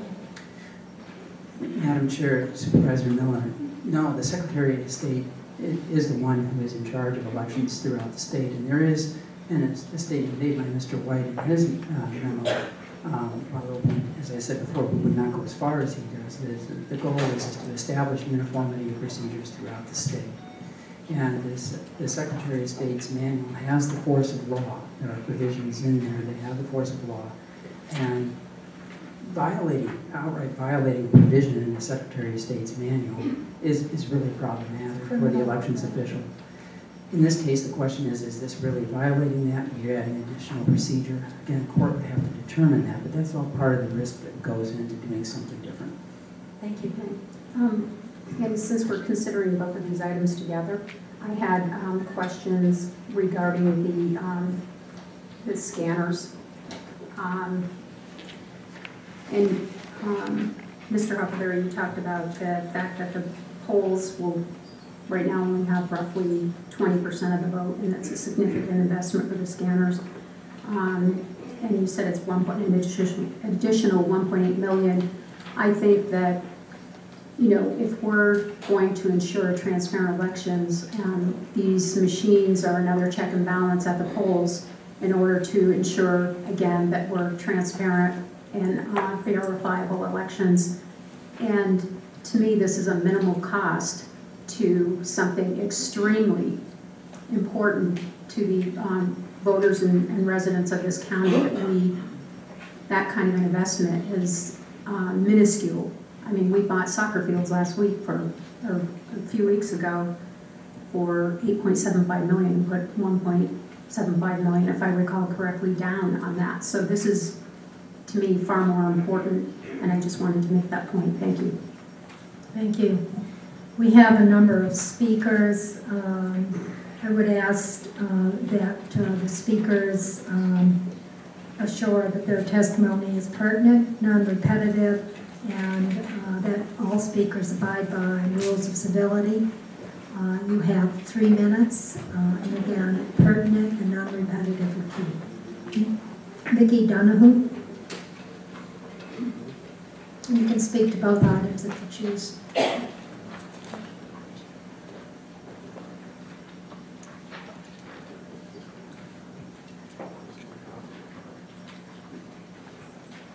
Again, 3 minutes. I'm Vicki Donahoe. I'm on the Election Integrity Commission. You have 2 recommendations from the Election Integrity Commission. One to require the addition of precinct scanners to the election system acquisition, and one to authorize an experimental precinct-based hand count audit of a couple of early ballot precincts. You also have 2 memos condemning these recommendations, one from County Administrator Huckleberry and one from EIC Member White. These 2 condemnatory memos contain such flagrantly untrue statements that I must respond in defense of your Election Integrity Commission's carefully considered recommendations. Mr. Huckleberry's memo claims that you need to reject our recommendation in order to maintain voter confidence in election systems. This reminds me of the slogans in George Orwell's 1984 that war is peace, freedom is slavery, ignorance is strength. Your EIC made recommendations to you to try to move Pima County in the direction of restoring voter confidence, which has been lost through Mr. Huckleberry's closed ballot counting system with no statistically useful hand count audit of early ballots. Mr. Huckleberry has been fighting election reform for the entire 10 years that I have been involved in the election reform movement. His election director, Brad Nelson, lobbied in 2006 to water down the hand count audit law so that only 1% of early ballots are required to be counted. There is no requirement to compare early ballot hand counts with officially reported election results, and there is no requirement to audit county elections at all. Pima County has fought election reform in the courts, using millions of taxpayer dollars to prevent expansion of election transparency. Mr. Huckleberry and Mr. White describe an audit process in detail that is not prescribed in our recommendation and need not be employed in an actual experiment. They have tried to make the experiment sound unworkable by prescribing unneeded steps as if they were required. Both Mr. Huckleberry and Mr. White warn of dire problems in the event of a challenge to the results of the official ballot count. If such a challenge were launched, its resolution almost certainly would not rely on the order of ballots in the boxes as scanned, but would require a new count, probably by hand, of all ballots. Contrary to Mr. Huckleberry's and Mr. White's assertions, Arizona law does not prescribe any retention of the order of ballots after scanning. It does not limit your authority in any way to perform an experimental hand count audit of early ballots. You have repeatedly chosen to follow Mr. Huckleberry's advice instead of the advice of the Election Integrity Commission. If you insist on lack of transparency, there is no need for an Election Integrity Commission. If you choose rather to respect and act on the recommendations of the Election Integrity Commission, you have full legal authority to do so. Thank you, Mr. Donovan. Mr. Madam Chair, Supervisor. I feel just a question for Mr. Donahue. Thank you for being here today. I do appreciate the work you all do. When it comes to this request that you made in the response from Jim Drake, forget about our county administrator or our county attorney who you said we shouldn't be listening to. This man, Mr. Jim Drake, you're familiar with him. He's the elections expert in Mr. Bennett's office. He believes that to introduce the proposal at this late date in the election process is problematic. If you get a lead and you get ahead of next year, that's not a statewide ballot. It's an off year. Would you think that starting earlier and making a request from the next Secretary of State, or if Mr. Drake is still employed by that person, which is likely? I don't know who the next Secretary of State will be. Well, there's I can tell you that Mr. Bennett, when he first became Secretary of State, he came to our Election Integrity Commission meeting and told us explicitly that he thought graphical scanning of ballots for audit purposes was a great idea that he would support and asked us to send him a proposal. We sent him a proposal. He then said, oh, well, I think I need to have special legislation to authorize this. He didn't need special legislation. The legislation on the books already authorized him to experiment with new technology. We got him the special legislation. He then said, oh, I think I need to wait until after the 2012 election before we do this experiment. You're not pertinent to his question. Am I not answering your question? I'm okay so far. I'm telling you that Mr. Drake cannot be trusted, because after the 2012 election, when we tried to do the graphical scanning experiment that had been specifically authorized by law, he decided that the Secretary of State was no longer interested in doing graphical scanning. So we went through a 3-year process of trying to get the Secretary of State to do something about auditing early ballots, and it came to naught. And I think that we could work for the next year or 2 or 3 and try to get the Secretary of State to change his manual, and I expect it would come to naught, because I don't think the Secretary of State is interested in this. Thank you. Thank you. Listen, I understand your frustration. It's reflected by your tone. And I'm sorry that you've been stymied, as you say, at the state level. Just incidentally, the Secretary of State testified under oath that the Secretary of State's office has no authority to tell Pima County what to do. Richard Hernandez.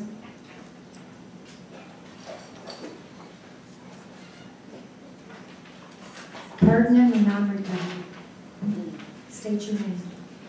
Good morning, I'm Richard Hernandez, and I live in the city of Tucson and Pima County, for the record. I want to take a minute to visit with you because I've had a chance to talk to the Election Commission. You actually appointed the Election Commission. You appointed someone who was an expert. The experts are coming to you now, and they're suggesting to you that they have some ideas. I say to you in the audience, because I'm a voter and I live in Pima County, actually I live in District 2 for the record, it's really clear to me that if we don't protect the integrity of the vote, if my vote doesn't count, then we're not a true democratic system. I can tell you, if you've never had a chance to witness swearing in of new American citizens, what's the first thing a federal judge tells people? Register to vote. As a director of a funeral home, I buried many of our veterans. They paid the ultimate price for freedom, liberty, and our democratic method. And you know what that is? The vote.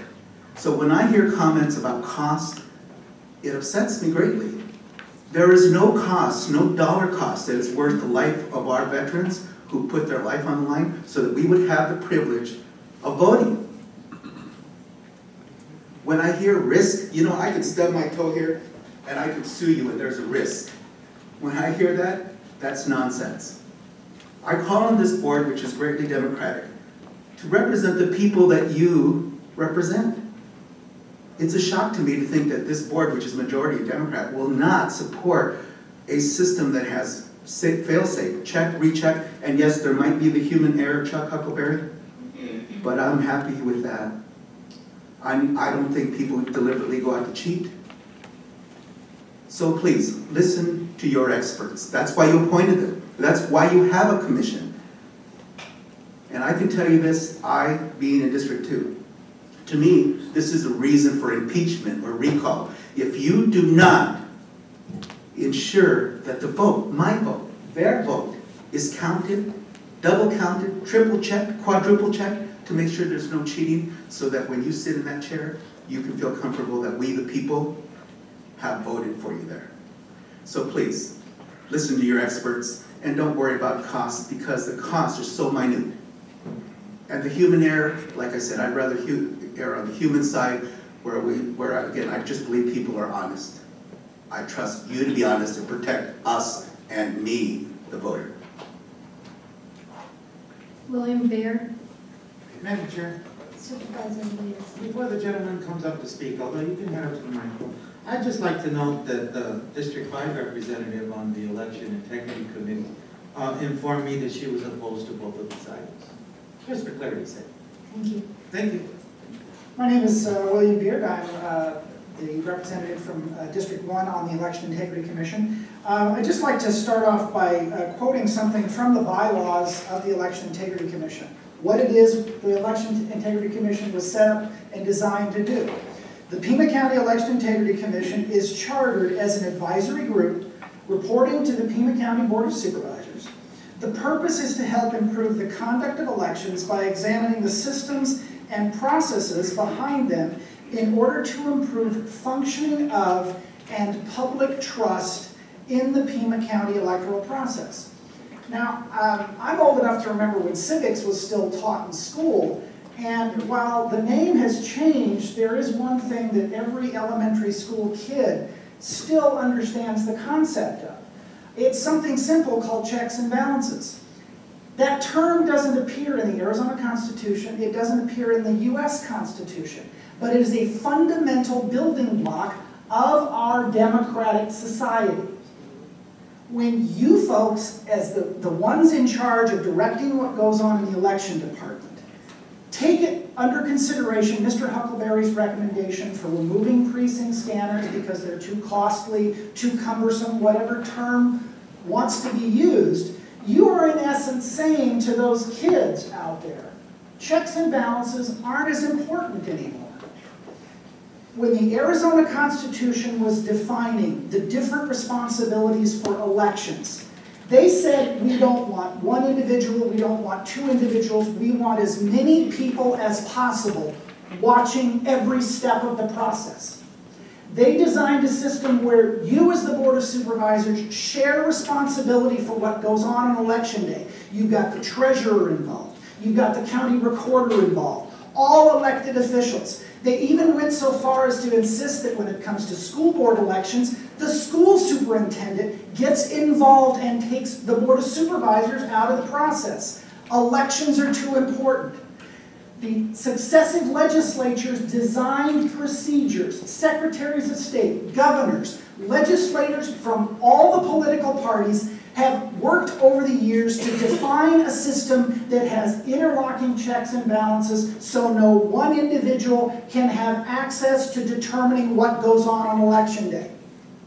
We want as many eyeballs as possible watching. Whether you count, you count, you count, anybody in this room is responsible for counting. There are eyeballs watching what they do.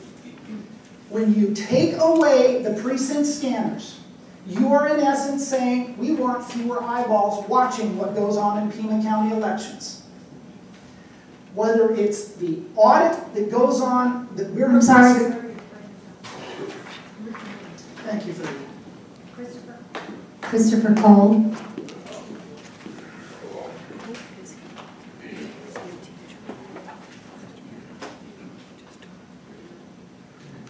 So tell me before you start, it's not part of your time. The flower? Buddy Poppy. DFW Buddy Poppy. I wear that to get conversation started to help people remember just what it costs for our freedom. Thank you. And also, I was expecting to talk on both issues separately. So, unless you're going to give me 6 minutes, I'm going to try to muddle through by combining the two. Okay. You don't muddle, you usually are to the point. I try. Good morning. For those who have forgotten or are new to these shindigs, I'm Christopher Cole, and I reside here in Tucson, Arizona. Pima County Election Integrity Commission is requesting a test during the next primary election on the early ballots, auditing them according to the same general principles as are applied to all of the other ballots cast at the precinct level. The same principle. Nothing special, nothing unusual. Is it going to be a problem? Well, there's problems with everything that happens. The costs and troubles that are going to happen if this test is approved are minute compared to the benefits. election fraud was at one time considered to be so rare as to not be worth considering. There are reports, increasing reports, of election fraud throughout the country. Plus, of course, the old standbys of Chicago in specific and Illinois in general, among others. Just one of the incidences that have come up here recently, I'd like to mention, 35,750 people during the 2012 general election in North Carolina apparently voted twice. Once in North Carolina and once somewhere else. 130 dead people were on the rolls in North Carolina, 81 of whom voted long after they were dead. There are increasing reports of voter fraud, election fraud. And some of them here in Tucson, in Pima County. The RTA election is still being fought over. The audit of the early ballots and the precinct scanners are ways of telling the person on the street that the elections have integrity, that they're being conducted with as little fraud as is possible. It's not what you believe, it's not what I believe concerning election fraud, it's what Juan Yaderstrom on the street believes. And increasingly, with all of these reports coming out throughout the country, election fraud is being considered normal. And confidence in elections is dying out. Board of Supervisors needs to step up and increase the confidence in our elections. Thank you. Mr. Brakey?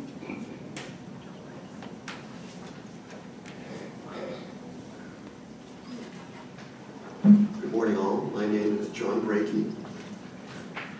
About 80% of the vote is expected to be vote by mail in the August 29th primary and the November general election. Vote by mail ballots are not sorted except inside the central, hackable tabulator that could be easily programmed to only hack ballots over batches over 300. Right now, you pull a batch of 80 to 150. It's like a stream going right on down. You go ahead and put a report before and after. That's easily programmed to cheat if somebody wants to do that. By selecting 2 precincts late election night, after all results are published by precinct and made public, makes it almost impossible for a hacker to hack the vote by mail.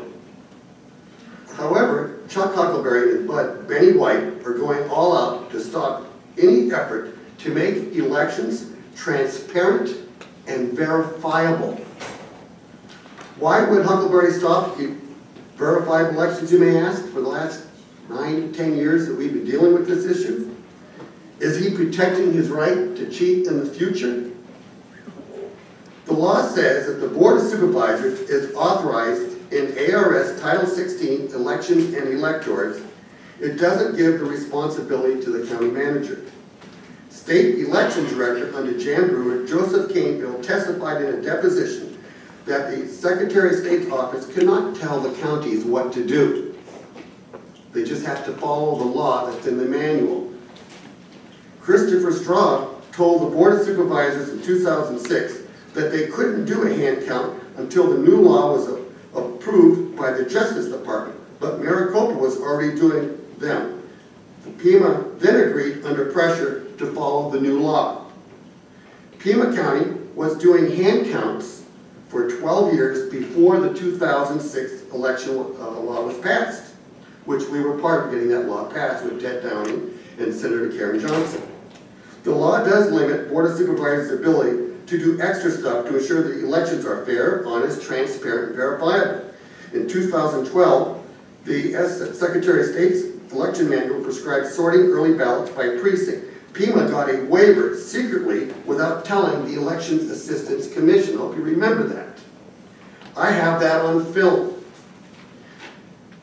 In May 2012, the Board of Supervisors approved a recommendation that he has to develop a hand count audit for early ballots before the 2004 election. That recommendation is a direct result of that Mickey and EIC made.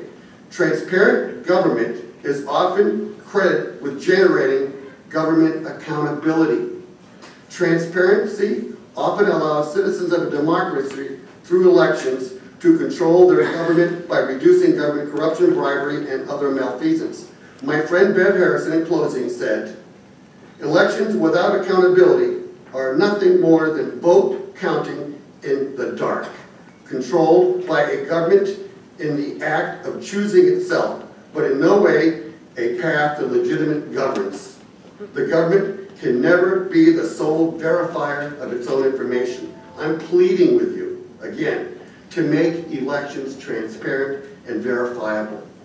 With that, we all know anything less is not acceptable. I thank you for your time. Thank you, Ms. Brady. Danny White?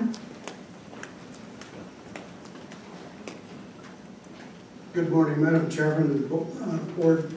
My name is Benny White. I live at 1715 East Clydale Road in Tucson.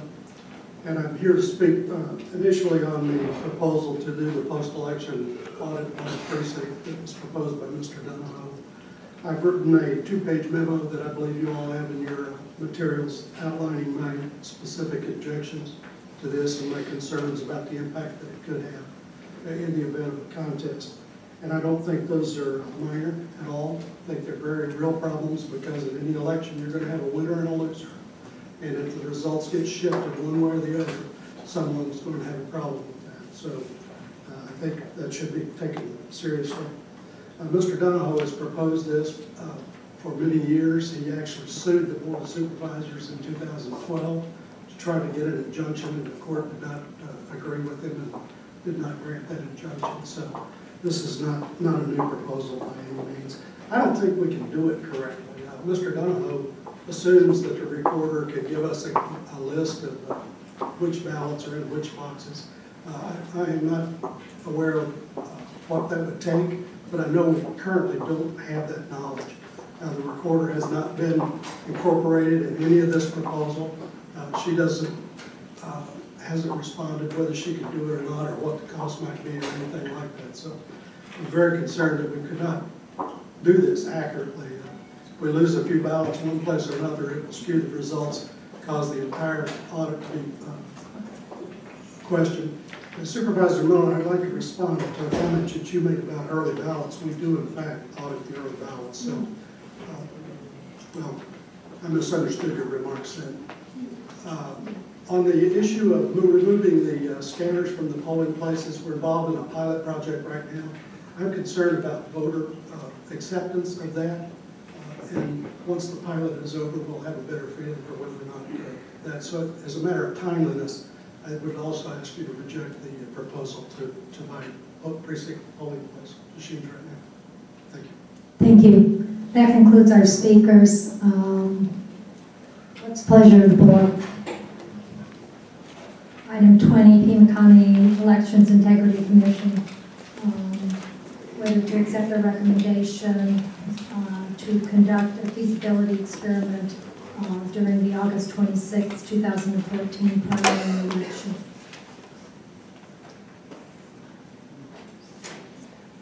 Supervisor Liz.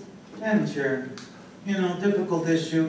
We're probably too close to the August election to really get into taking this whole thing apart at this particular case, in this particular time. I'm going to vote that we deny item 20 and item 21 as well. Is there a second? Second. And if I may, Madam Chair. Supervisor Valadez. Madam Chair, what I'd like to do at this point is I'd like to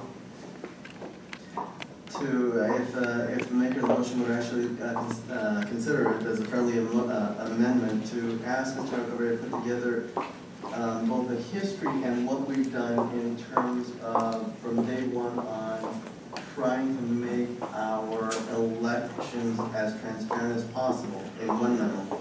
And in a separate memo, I'd like to see what kind of analysis we might be able to come up with, taking a look kind of holistically nationwide as to what some other entities have done nationwide to increase transparency, particularly as we start moving away from day at the polls balloting to early voting. Okay, we have a motion and a second on the floor with the addition, as Supervisor Bauer has, of 2 items. And you know, I would have to concur with Supervisor Elias that the request of the Elections Integrity Commission regarding the feasibility experiment comes a little too late in the game for this election cycle. And I am not convinced it is the best way to accomplish the transparency that we all seek. Regarding the precinct scanners, I simply think the county administrator's memo very much elucidates this item. I don't think that we, at this point in time, have the fiscal capability of doing this. And again, I would hope we would explore some way to accomplish the aim of what precinct scanners would do without perhaps having precinct scanners. And maybe another heuristic we can use. And with that, I'll call the question. Roll call. Supervisor Carroll? Yes. Supervisor Elias? Aye. Supervisor Miller? No. Supervisor Valadez? Aye. Chair Bronson? Aye. Supervisor Carroll? Aye. Motion carries 4-1.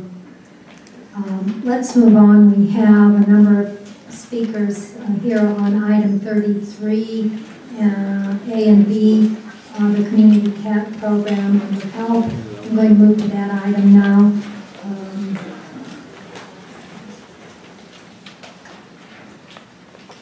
Mr. Huckleberry, any comments at this point? We have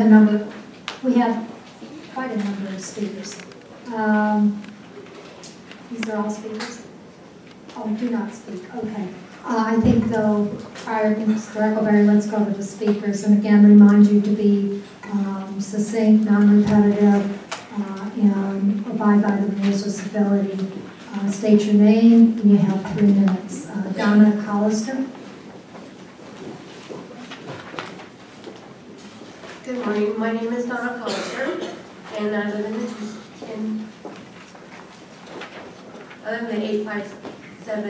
85705 zip code area where there is a high susceptibility of abandoned or left behind cats. I wanted to speak to you as an individual, not a representative as a group. I've been monitoring feral cats for about 7 years, and I can attest to the fact that this type of process works.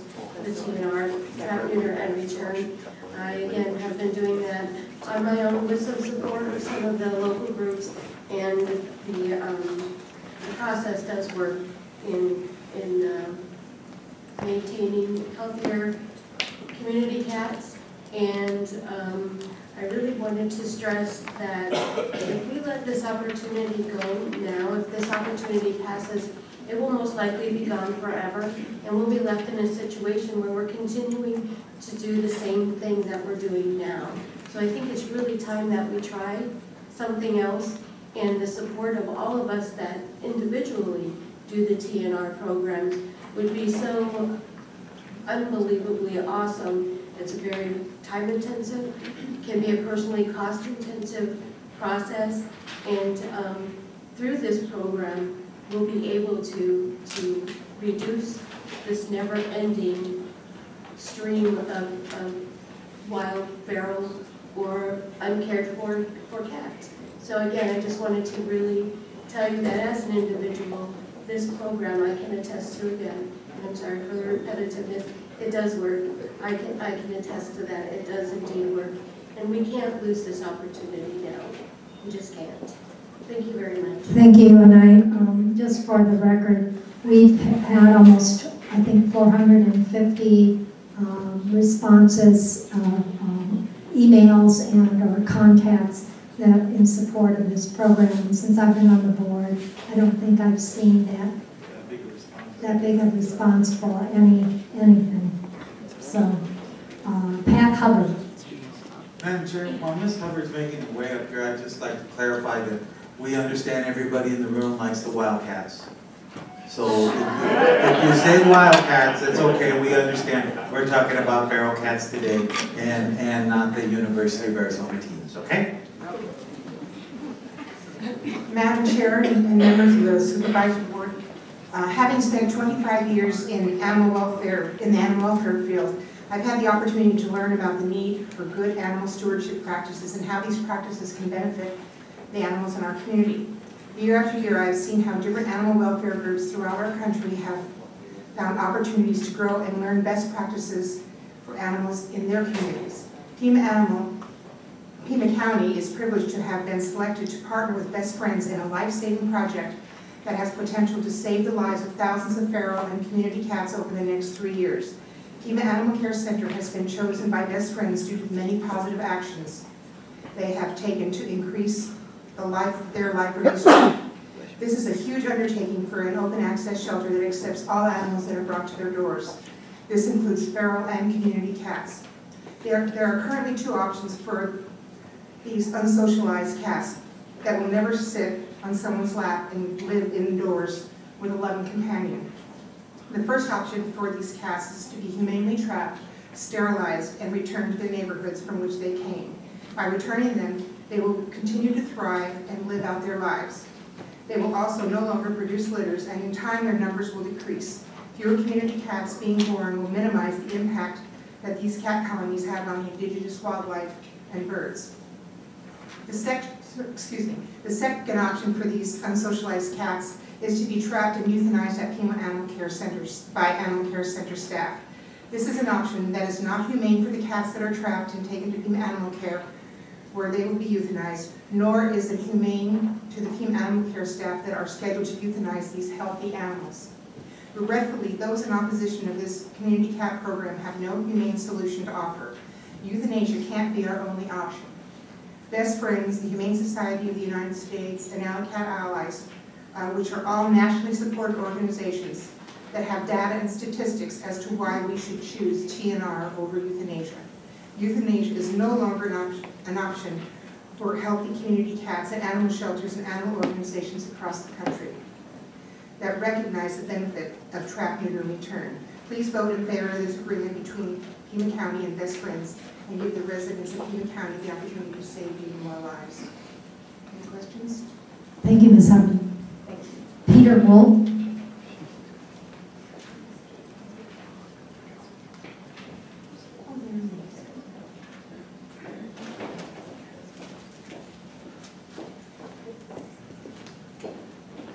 And you're here from Phoenix, is that correct?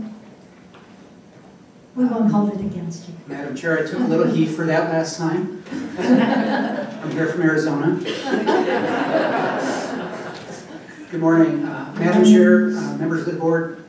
Let me start by thanking all of you for taking up this important issue and for the opportunity to make a few brief comments this morning.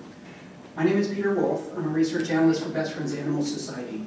As you know, Best Friends submitted our formal comments earlier on this issue to the board and to the county administrator. This morning, though, I'd like to respond publicly to some of the claims made recently by some who are opposed to the proposed community cat program.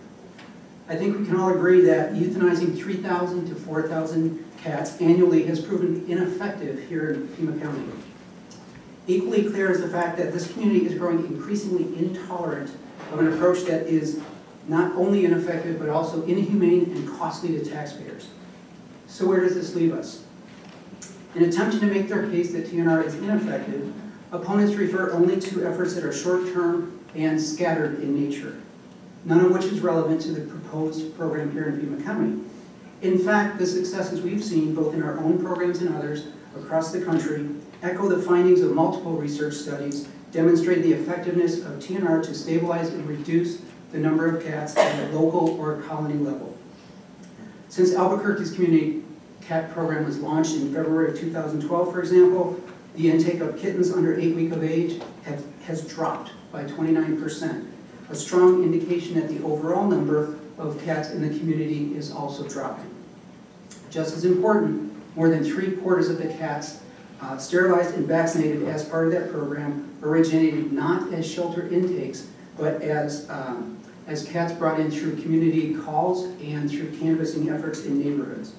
In other words, for every 1 cat that comes into the shelter, 3 that were previously under the radar were discovered and are now no longer part of the contributing to the population of community cats. Here in Pima County, we expect to return to their outdoor homes approximately 1,000 to 2,000 cats every year. This of course is just a fraction of the 5,000 cats that we are committed to sterilizing and vaccinating every year. For anybody concerned about the possible impact of returning these cats rather than euthanizing them, I ask you to please keep in mind the trade-off involved. Approximately 1,000 to 2,000 cats returned every year in exchange for preventing the birth of 15,000 kittens. In terms of reducing the number of cats in the community then, and this is a concern voiced by all stakeholders, obviously, this is undoubtedly a worthwhile trade-off. Better for the cats, obviously, but also better for Pima Animal Care Center and for the community as a whole. I therefore urge the board to vote in favor of this program, and I'm happy to answer any questions you might have. Thank you. Any questions? Okay, let's move on to Mark Hammond.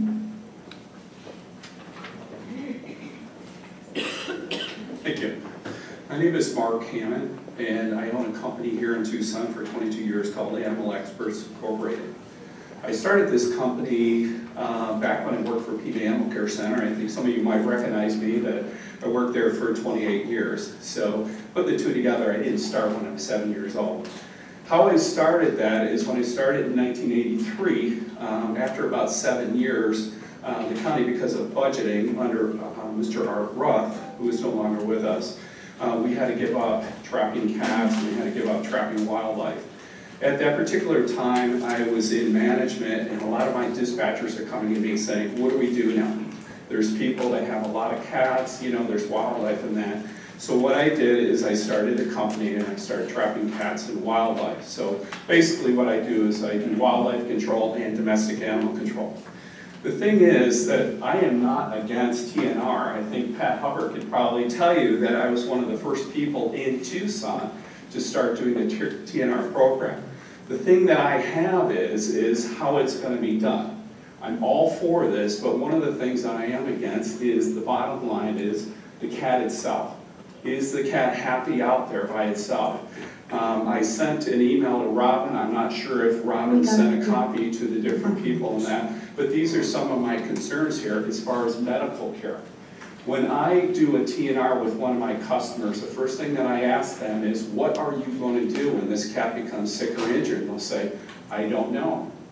Well, what we do is we require our customers to purchase like a large crate or a kennel run. Most of our customers will tell us, they'll say, they're not living in a crate or a kennel run, why would they be in there? What I tell them is you keep the door open, you feed in there, and you water in there, because when the cat becomes sick or injured, they are still going to go inside there. Then you can shut the gate, you have the cat, and you can take it to a veterinarian. That brings up the Pima County ordinance. If you are harboring a cat, if you are feeding a cat, if you are taking care of a cat, the county ordinance requires that you must seek veterinary care. How are we going to be able to do this once these cats are out there? Because once you trap a cat, I think the person that just spoke, and Pat Hubbard can tell you, it's very hard to trap a cat again. But there are ways of doing it. I know how to do it. Besides doing that, there are other ways. So that's one of the lines right there too. The other thing is what do I do? You know, when I first came in here, Pat goes, oh, you're here again, so you're one of those people who pick up cats and you euthanize them. Not always. The thing is, some of my customers are Pima County government. I trap cats at Pima County Jail, I trap cats at Pima County Wastewater, and what do we do with them? They don't want the cats sterilized and brought back to Pima County Wastewater. I'm sure Sheriff Dupnick doesn't want the cats going back to the property at the corrections in Pima County Jail. My other customers right now know what's been going on because I can't do this now because Pima County Animal Control just imposed, I'm sorry, am I time up? Your time's up. Yeah, so wrap up quickly. I can't, it's cost $75 now for us to bring it in. There is a way. There are sanctuaries now where you can get a lot of cats, 6,000 to 8,000 cats. And that's what I'm proposing, that I don't have enough time here, you know? We appreciate the information you provided us. Thank you. Thank you. Marcy, is it Bellin? Oh, there you are. Is it Bellin? Do I pronounce your one? Yes, thank you very much. Marcy Bellin, I'm the chair of No Kill Pima County, and I'm a Pima County resident. I want to speak briefly to the impact on lives and county resources. Cats represent only 34% of those that came, live dogs and cats that came into Pima County this last fiscal year, Pima County Shelter. 34% of them were cats. However, 41% of the animals that were destroyed at PAC were cats. And so they really do have a harder time making it out literally in every way. Over 2,600 cats were destroyed this past fiscal year. And the community cat program would save the lives of most of those cats, not just those that are feral or those that are community cats that are TNR, but the cats that are in the shelter in addition to that. The resources that are put towards euthanizing animals and the space that's taken up could be diverted and support the animals that are at risk for other reasons at the shelter. This is a once-in-a-lifetime opportunity, and I'm really glad that you're considering it and hope you support it. Thank you. Thanks, Marcy. Raul Vega. And again, remind the speakers not to be repetitive. Raul Vega.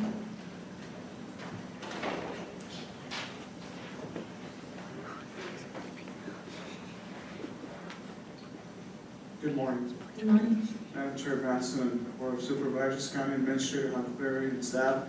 Thank you for the opportunity to address you today regarding this community cat program. My name is Raul Vega again, and I'm the Regional Supervisor with the Arizona Game and Fish Department, the agency with authority, statutory authority to manage wildlife in Arizona. I will keep my comments brief.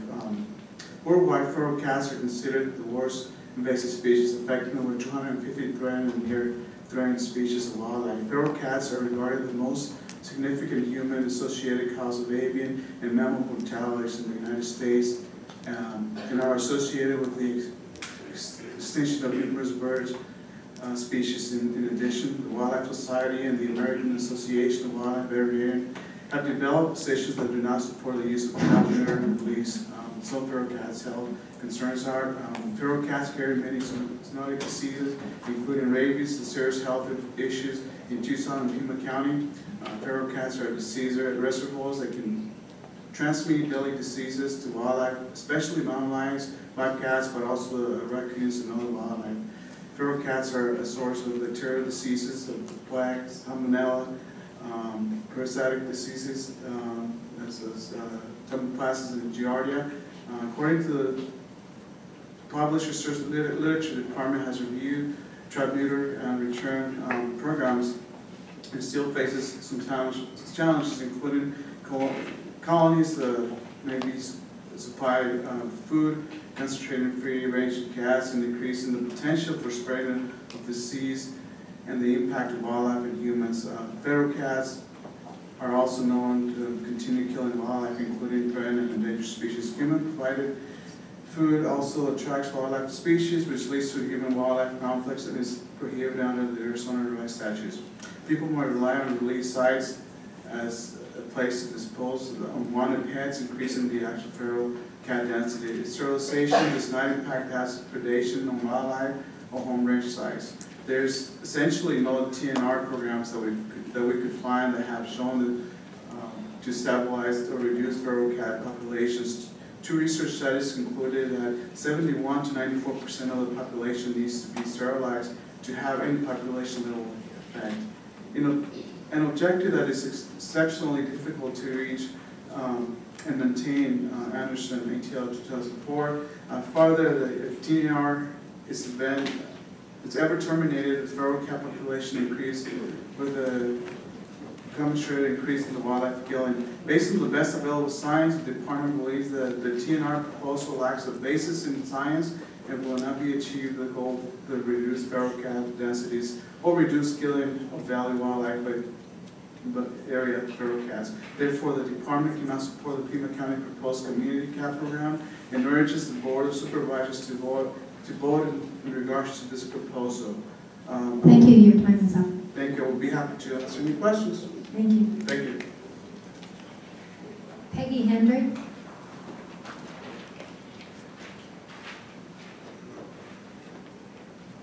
Hi, my name is Peggy Hendry and I live in District 1.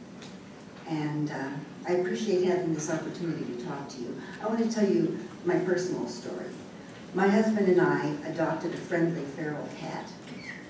And many ferals are friendly and adoptable. Clearly our cat Murphy was adoptable because we adopted her. Now, what I'm about to say is not intended as a criticism of Pima Animal Care. I know they're doing the best they can under the circumstances. We got Murphy from a rescue organization that rescued her from being killed at PAC. And the reason that she was going to be killed at PAC was because she was feral and pregnant. And it seems very clear to me that it is better to reduce the cat population through birth control than through execution. My second point actually addresses what the gentleman from Game and Fish was talking about the impact on wildlife.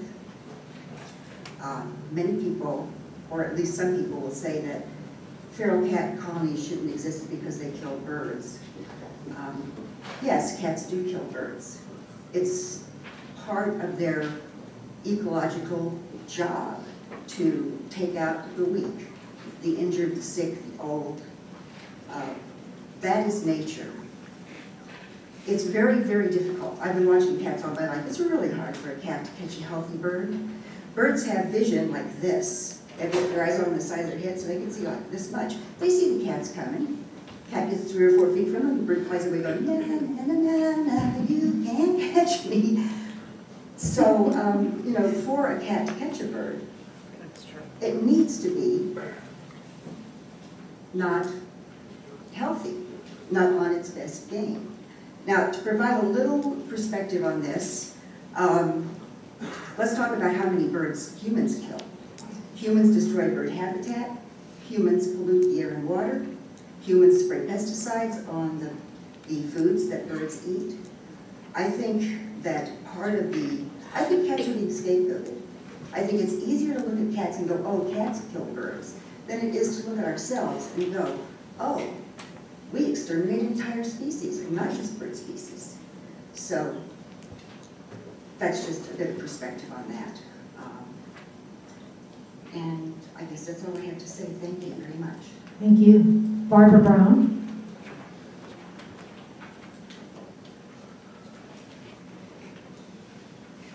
Madam Chair and Supervisors, my name is Barbara Brown and I'm Vice President of Program Services and Community Initiatives at the Community Foundation for Southern Arizona.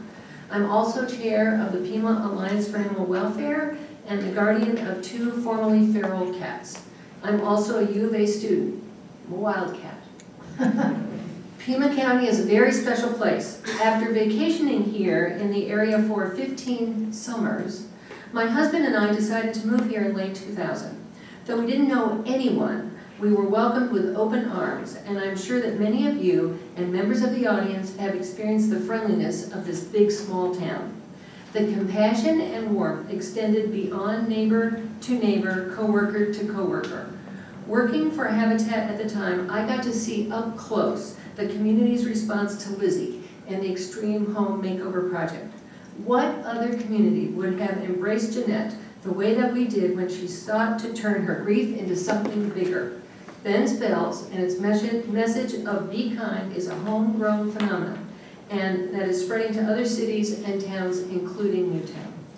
The horror of January 8th did not divide us, but brought us together, and our response was amazing. the creation of the National Center for Civil Discourse, the Fund for Civility, Respect, and Understanding, the Beyond events, the Christina Taylor and Daniel Hernandez Scholarship Fund, among other efforts, were our way of trying to cope with this tragedy. Because of who we are, Pima County was selected as the pilot for Foster Ed, an effort to change the educational outcomes for children in foster care by assigning them an educational champion. We were seen as the best place in the state to embrace children in need and make a real difference in their lives.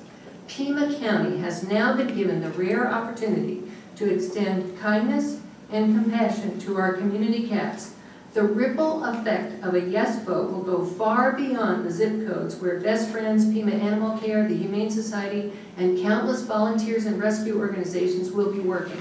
The time is right and the right place for the initiative. Gandhi expressed eloquently the vision that everyone holds in their heart for our community. The greatness of a nation and its moral progress can be judged by the way its animals are treated. Help us strengthen our collaborations and get one step closer to the community that we all want, a great county, by voting in favor of the contract between Pima County and Best Friends Animal Society. Thank you very much. Thank you, Barbara, and I want to thank you for all your work at the foundation as well. Katie Powers.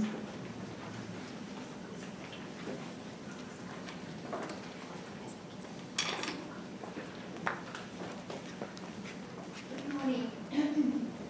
I have an accent, so if I can, I would like to give you a copy of my speech. Sure.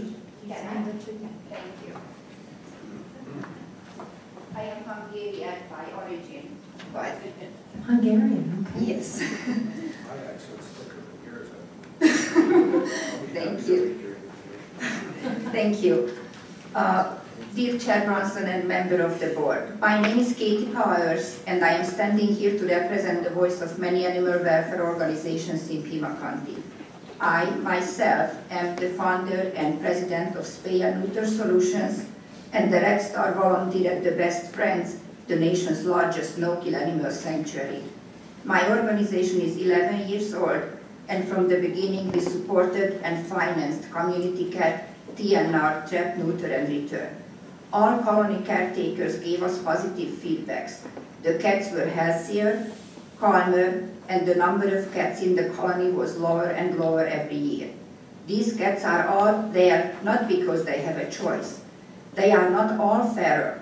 Due to the declining economy, many residents lost their jobs, were forced out of their homes, leaving behind their beloved pets, hoping someone will take care of them. The pets joined to a colony and became feral. Outside there is no air conditioner room, no cat bed, fancy feast meal, but there is someone who gives them fresh water and food and kind words at least once a day. These caretakers are hardworking voters who consider the colony cats to be theirs. They give up their own food in one of the cats needs veterinary care because it costs a lot. They cry when one of the colony cats die. They are very appreciative that there is a free program at the Humane Society and they can also rely on Spay and Neuter Solutions. I urge you to vote yes and accept the graciously offered $900,000 from Best Friends. Best Friends is celebrating its 30th anniversary and they are respected worldwide. Their support of the TNR program goes back 20 years and nothing but positive outcome makes the program worthwhile. You can look at Florida, North Carolina, Maryland, and several more states where they introduced the program and as an outcome reduced intake and euthanasia rate in every shelter involved. If you don't feel the emotional urge to help these animals, please do the math. The more cats are spayed and neutered, the less will end up on the streets, the less will hunt for birds and the other wildlife, cause accidents on the roads. In your role as a public officer, you have to manage taxpayers' money wisely. Killing cats is not cheap. Takes time and manpower to catch them, transport them, receive them, euthanize them, and dispose the body. Taxpayers would rather pay for keeping them alive in a controlled environment. Have you ever considered how does an employee at Pima Animal Care Center feel when she or he has to kill an innocent animal? Just think about Ma'am, your time is up. Can you wrap up real quickly? Yes, just think about your own pet who has a home, one bed, unlimited food and water, and naturally lots of treats and toys. Are you devastated when they die? Do you feel terrible if you have to put them down for an untreatable medical condition? I'm going to have to ask you to stop. Thank you. Thank you. Yes, thank you for listening. Yeah, and we've got your, we'll make it part of the record. You weren't able to quite finish. Louise Chernitz. Good morning. I'm Louise Chernitz, the president of The Last Resort. I live in Barrio Anita, and I can see that in a very small neighborhood as Barrio Anita, that the trap neuter return program that we have initiated there has worked very successfully. The last colony of 12 cats that we did trap neuter and return, we have had no births since last year at all. And we can monitor that very well because it is a very small neighborhood. I can't say for sure on other colonies that we've done trap neuter return, but I can certainly say that in this one small neighborhood it's been very successful, and I hope that you vote yes for the funds from Best Friends. Thank you. Thank you. Jesse Schumann. Hello. I just wanted to add to some of you who expressed concerns that the Best Friends Community Cat program includes the rabies vaccination, and there is a fund for medical support beyond spay and neuter. I'm Jessica Schumann. Addressing the relationships between people, animals, and the environment is complex. Forward-thinking individuals, organizations, and communities understand and exemplify this idea in their practices and programs, which is precisely why Trap Neuter Return is an ever-growing global movement endorsed and embraced by those seeking effective long-term solutions. It's also wonderful that it's more humane and compassionate. TNR advocates and its opponents have many shared values, including, I believe, that none of us want animals or the environment to suffer. That said, shelter killing is the #1 cause of death for cats in the United States. The most significant cause of all other species loss is habitat destruction. Humans are responsible for this, not cats. While extermination may seem like an easy remedy, especially compared to changing our own behavior, destroying cats has not shown to reduce their populations, whereas TNR has. Disneyland has gone from 1,500 cats to 200, Stanford University from nearly 1,800 to 200, and my own neighborhood, Dunbar Spring, has nearly a 0% population growth because TNR breaks the cycle of reproduction and stabilizes the population by eliminating the vacuum effect, a well-documented scientific principle in which new animals move in to take advantage of open territory when others are removed, regardless of their fate.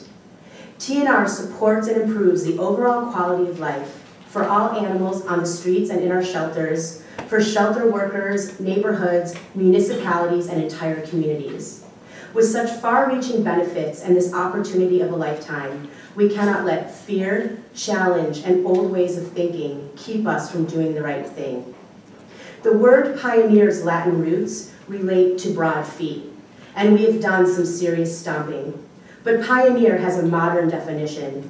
Pioneers learn from the past and seek progressive, even courageous solutions.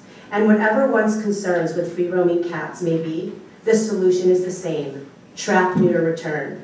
So let's make history today by voting yes on the Best Friends Community Cat Project.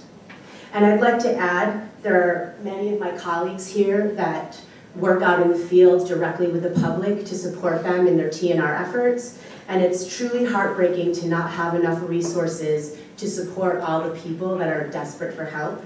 And I also have a statement for you that was written by a PAC staff member that expresses the practical, physical, and emotional challenges of taking the life of a healthy feral cat. Thank you. Thank you. Matt Clark.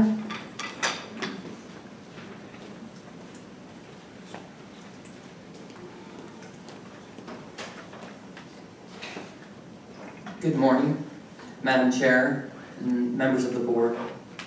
My name is Matt Clark. I am a conservation advocate for the Tucson Audubon Society and a citizen here in Tucson. And for the record, I'm both a cat and wildlife lover, and I care deeply about the welfare of both. Tucson Audubon promotes the protection and stewardship of Southern Arizona's biological diversity through the study and enjoyment of birds and the places they live. Tucson Audubon represents a membership of more than 5,000 households throughout this region.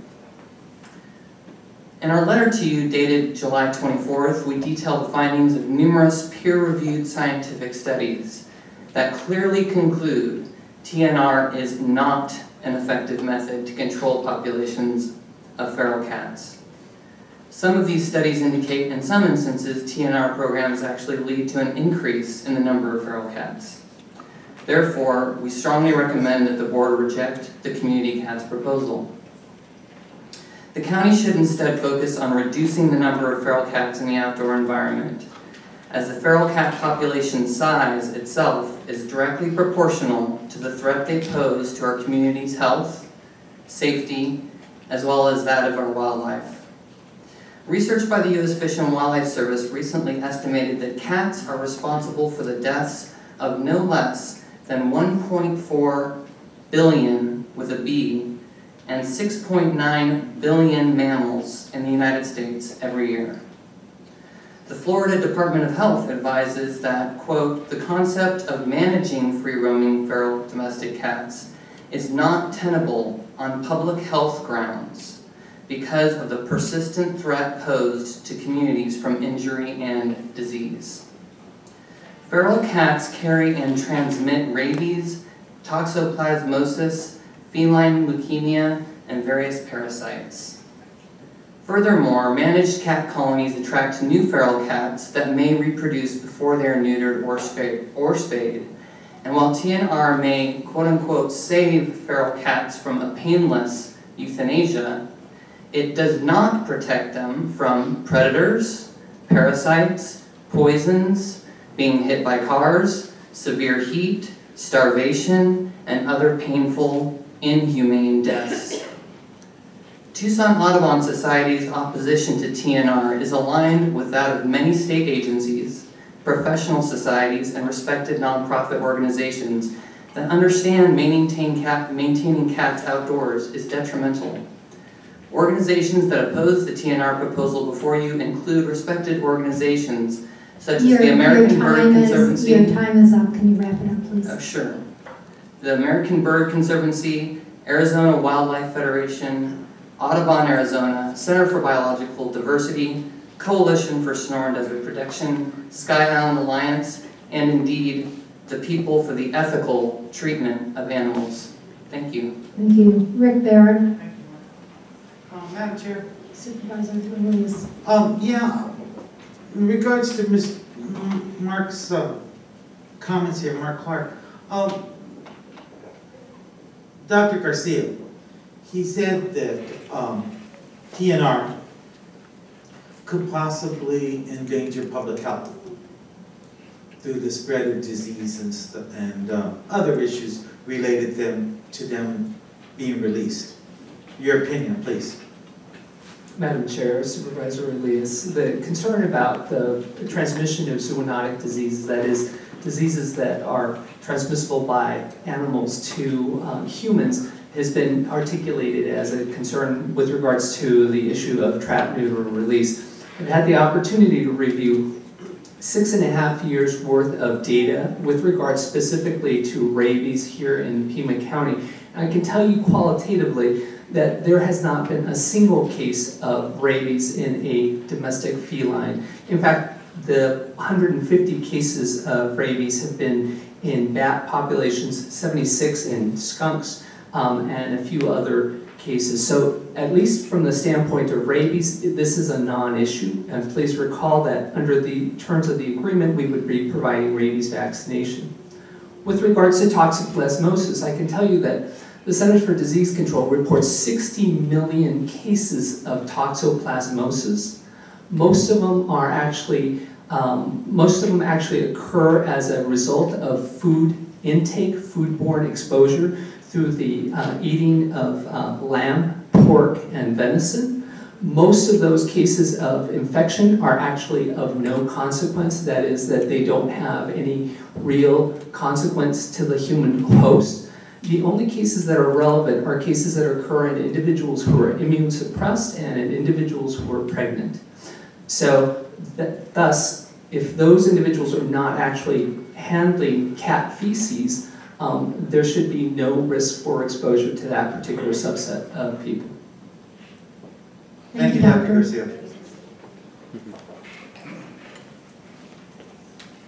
Madam Chairman, members of the board, my name is Rick Barrett. I live on the far east side, right on Holocalante Creek.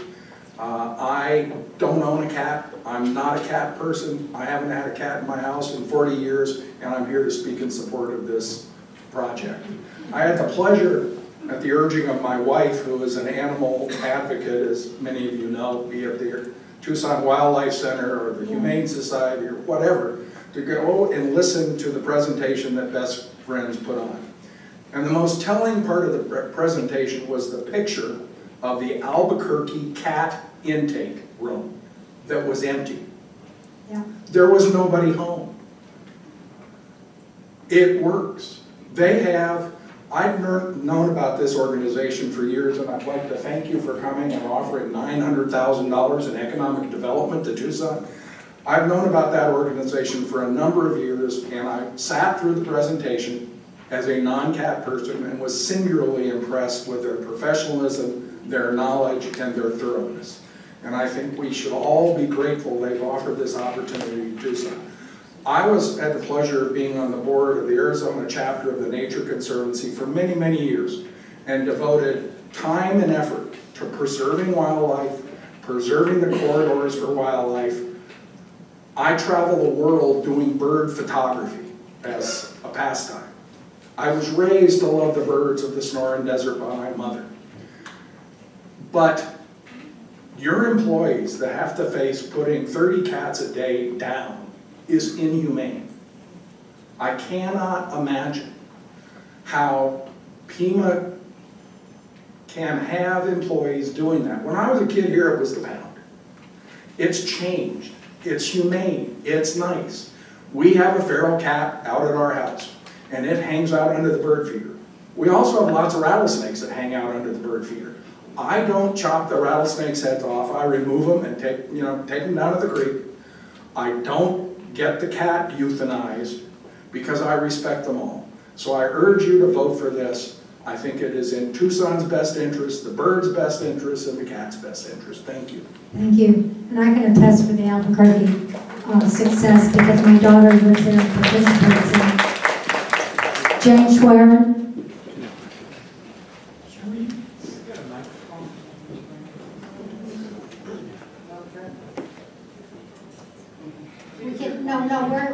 We can move that down. Okay. She wants to stay. Thank you, Rob. I'm Jane Schwerin. I'm president of People for Animals in the Prevention of Cruelty and Neglect Incorporated. And we have been very great supporters of spaying and neutering and sterilizing animals. Nobody has cared, well, I know I shouldn't say that, but we have cared a great deal about spaying and neutering. And I urge you to vote for this ordinance.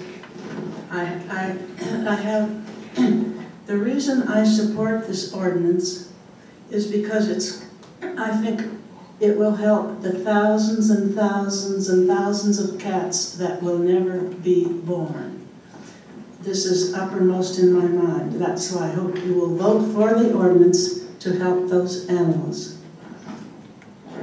At the same time, I have a lot of concerns about the actual cats that are actually released. I have friends who are much more experienced in this than I am, but they can testify to the fact that the TNR program, as it is sometimes implemented, is very bad for those actual cats that are actually released, as they sometimes do not get any medical care. They sometimes meet a bad end. They suffer after they are released. And I have a statement from, I didn't get it for this, it's something they put out of veterinarians. What should be done after a cat's spay? And one of the things that should be done, strictly confined to the house for at least 1 week. And please return your pet in 7 to 10 days for suture removal. This is the kind of thing that sometimes the TNR cats, or in fact, just very usually the teen cats that are released don't get any of this care, and they do suffer. And I was greatly interested and intrigued by the speech that Mark Hammond made, in which he was not allowed to finish, but I hope that all of you will take up his ideas. He has ideas, very good ideas, on how to make life better for these cats that are actually released. And I hope that you all will get an opportunity to hear more about his ideas, and after this ordinance is passed, we can go on with this and improve it. What? And go on with it and improve it. Yes, go on with it, and using some of Mark Hammond's ideas and make it better for the actual cats that are actually released. But once again, coming back to the ordinance, I hope you will vote for it, for the sake of the thousands and thousands of cats that will never be born, and those are the ones we want to help the most of all. Thank you, Jane. It's nice to see you. Keith Van Hannigan.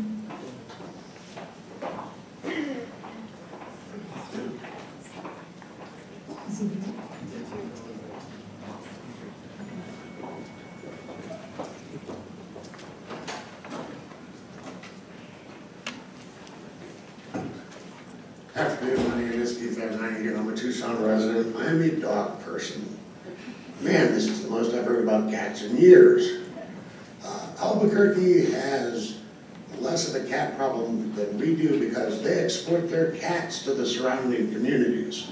I know this because one of my wife's girlfriends, RN, has 29 cats now. You want to save money? I mean, you're going to vote yes for this, that's obvious. You know, you got 3 or 4 votes, whatever, it's the Huckleberry way. We look at it this way.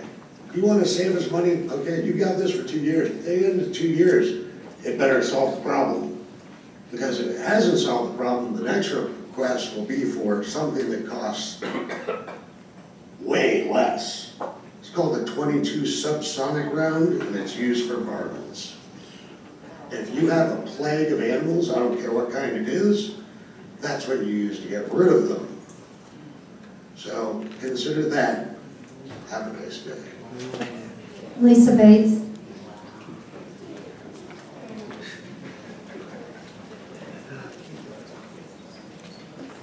My name is Lisa Bates, and I'm president of the Tucson Wildlife Center. I want to thank the Board of Supervisors for allowing me to speak. I am for the Community Cat Program. I think the Best Friends grant will address all the concerns that everyone has brought up. With this large grant coming into Tucson, it will stand a chance of making a huge impact. It is working elsewhere. Total euthanasia doesn't work on any populations. The empty niche will always be filled. Tucson Wildlife Center was impacted, this is my story, impacted by an urban colony of cats allowed to grow to 15 because the caring gentleman on a fixed income could not afford to neuter. He was trying to be humane when he trapped them all and put them on the Wildlife Center's property. He said the colony started at 4. creating a big problem for us. None of us had the resources to deal with this. So Tucson Wildlife Center does rescue injured wildlife, but it's from homeowners who won't keep their tame cats contained. This will be an ongoing and growing problem. I hope we try this solution. Tucson is a beautiful city and deserves this smart, humane solution. Thank you. Thank you. Tamara Barrett.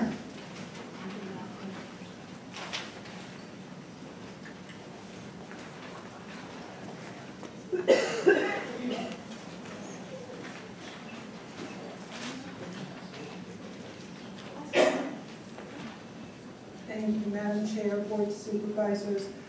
Good morning. My name is Tammy, and I've lived in Pima County for a long time. And I've worked with rescue since 2002 in many aspects and dealt with the feral cat population as well as the domestic cat population.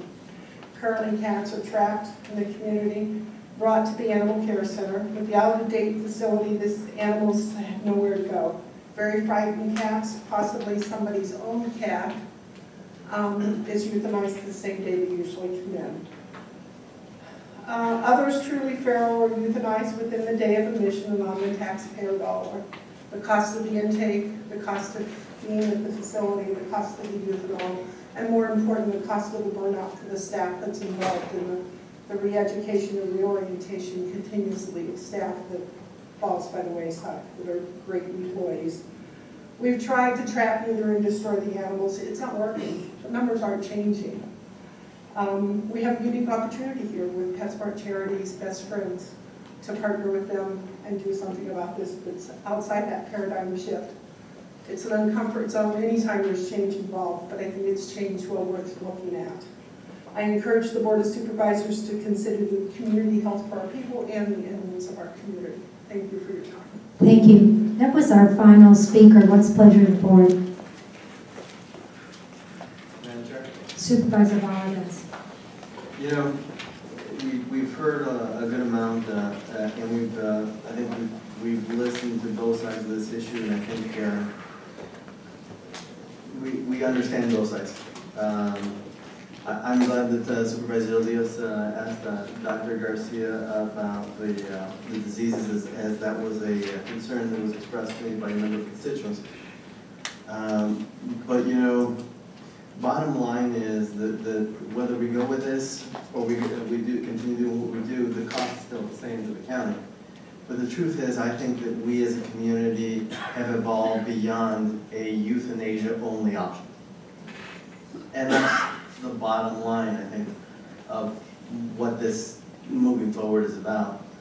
So I think with that, we need to move forward, and I move adoption of these ordinance, item number 33A and B, and ordinance number 2014-36.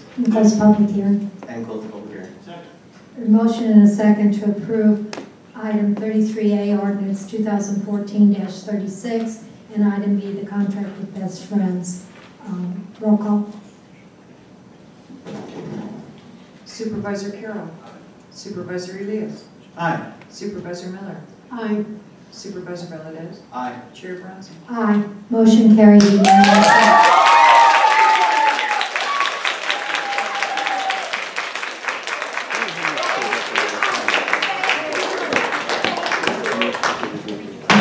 That we're going to take about a 15-minute break and we'll return at the sound of the gavel.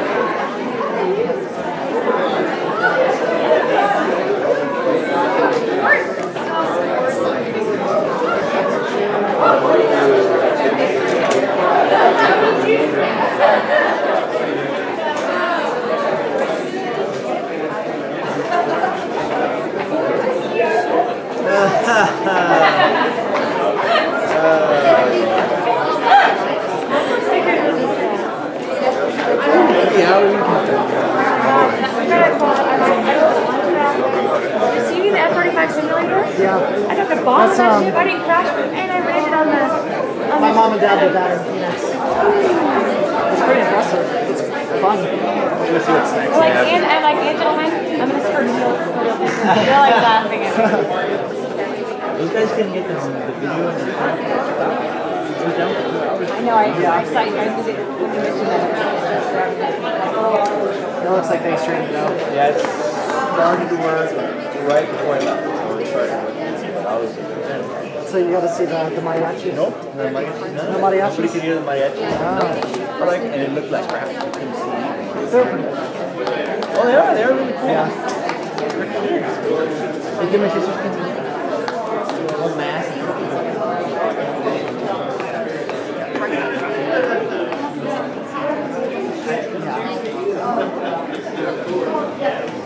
Yeah, more for this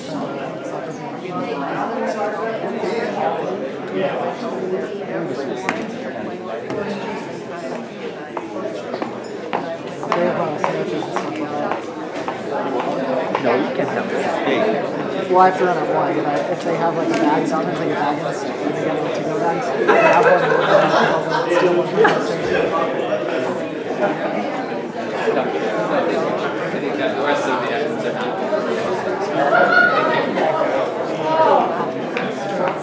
Yes. She's district 4. Yeah, that's right. Okay. Yeah, she's in Carroll's. David, I want to say, I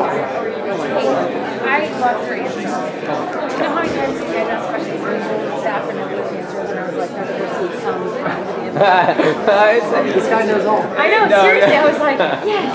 It's called the CDC. Ask me things I know about, and I'm usually pretty good. Let me use the restroom. You want this quick? Yeah. So like, which way?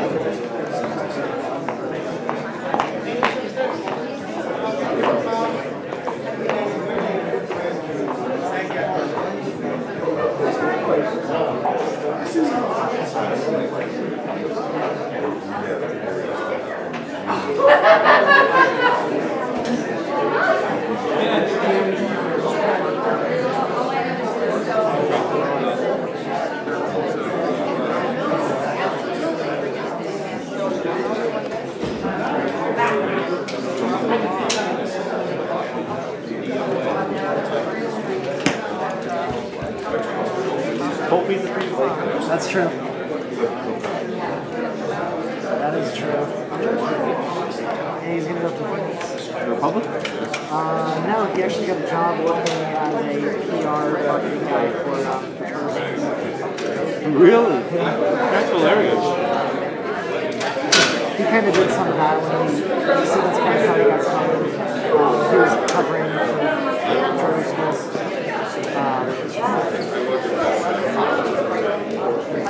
And then they approached him. Look, it's Mark Evans.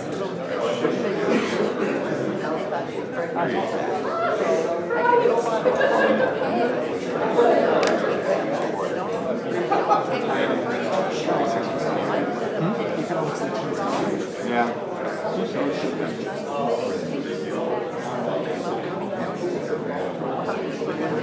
What's your name with it now?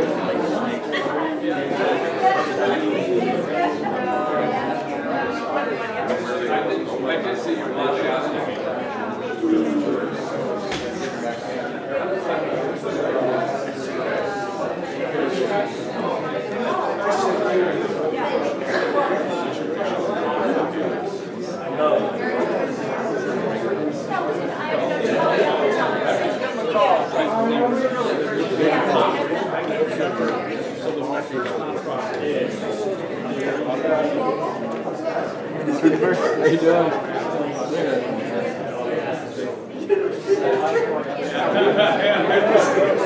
Thank you for this. Thank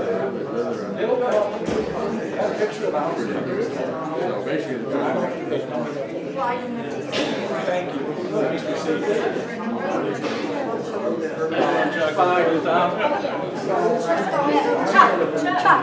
Chuck.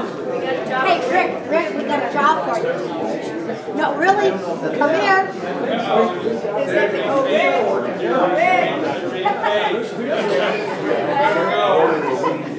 I'm retired. We got something.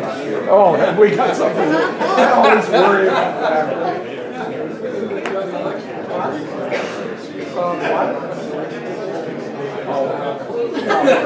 Hey, you want to know what I would work on? Now that I've done here, all of that. Somebody's got to bring something.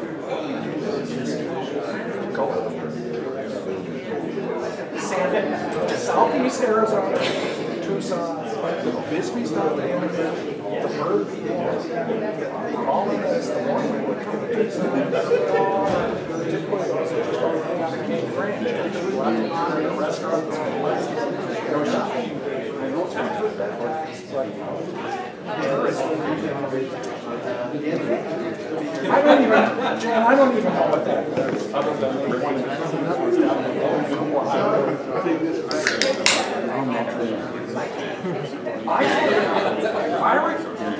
you're talking to somebody.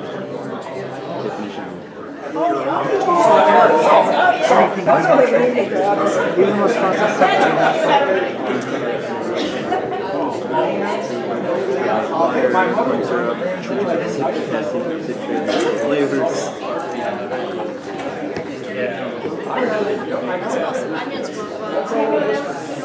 You are. Okay. Anyway, I spent No, I'm not. It's mine. My animal advocate right now. I've been doing this socially as a I spent time doing marketing. We also come together, come up with a plan that looks like that. Yeah, see their new logo? Get everybody else in this town kind of. Let's try. We're going to run through tree. Hi. I just don't have any let's see. I'm wondering if we can get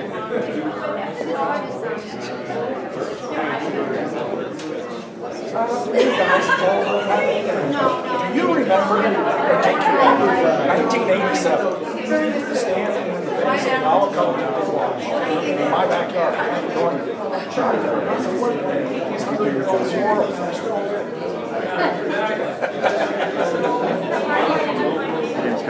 Oh, yeah. I got it. Yeah. There's something.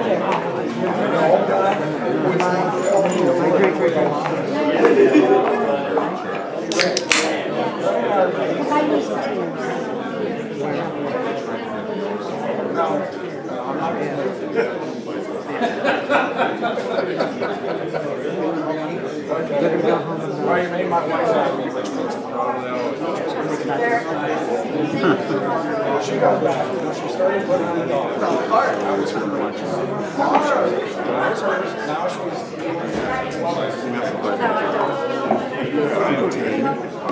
Isn't it Everything. Yeah, she got it from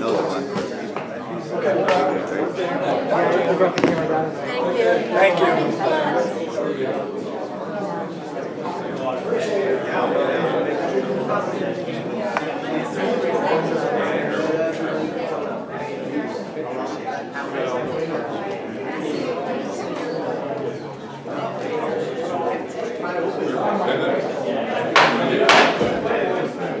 If I could get the members to return to the dais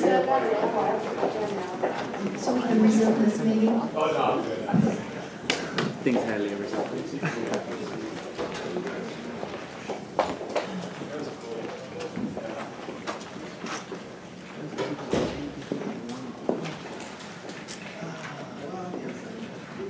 Let the record show all board members are present. We'll resume the hearing.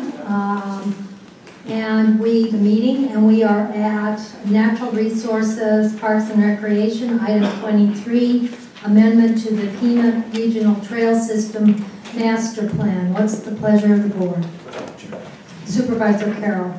Madam Chair, when it comes to this item 23, I'd like to go ahead and move the item. Second. Motion and a second to approve item 23 in the amendment to the Pima Regional Trail System Master Plan. Any objections? Hearing none, motion carries. We're now at hearings, franchises, license permits, items 24 through 31. These are hearings. Is there anyone in the audience who wishes to address us in opposition to any of these items at this time? If not, Supervisor Elias. Seeing no one come forward at this time to address the board on any of these items, I'll move to close the public hearings and move items 24, 25, 26, 27, 28, 29, 30, and 31. Motion and a second to approve those items. Any objections? Hearing none, motion carries. Moving on to item 32, and appeal of the procurement director's decision. Kevin Kilmer.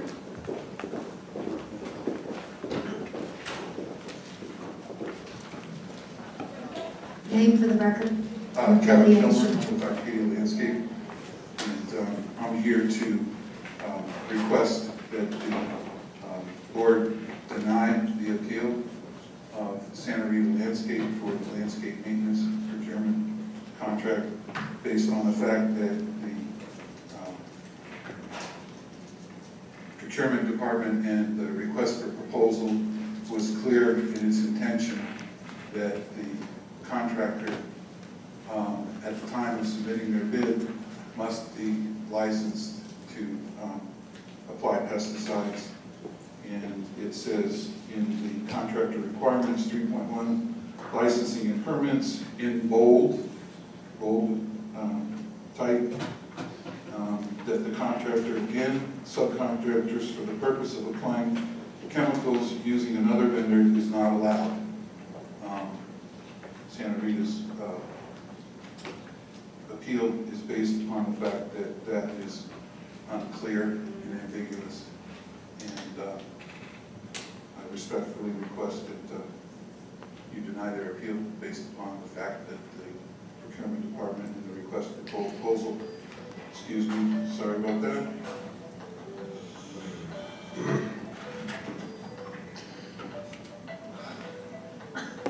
It's the button on the left, right there. You just There you go. Sorry about that. All right, so, okay, I think you've made yourself clear. Is there anybody here from Santa Rita Landscaping? If not, what's pleasure of the board? Supervisor Carroll. Madam Chair, I read the background material. I don't know why or who's supposed to be here representing which side. But I understand Santa Rita has been doing the work, applying these chemicals at our sites for the past years as far as the contract has been performed without requiring a license to spray or without the condition that they don't hire a third party. Am I right, George? Were they kind of grandfathered into spraying the types of, I guess, weed control product? Is that what we're discussing? Madam Chair, Supervisor Carroll, operationally, I'm not quite sure exactly what's been allowed to happen. I believe the previous contract contained the same requirements. So if they've been allowed to do that comes as a surprise to me. The department had placed that requirement in the specification just to make sure that they could better control the application of any sorts of weed killers or other types of pesticides. So operationally, if that's occurring, I'm not aware. You're not aware whether they had been or not using?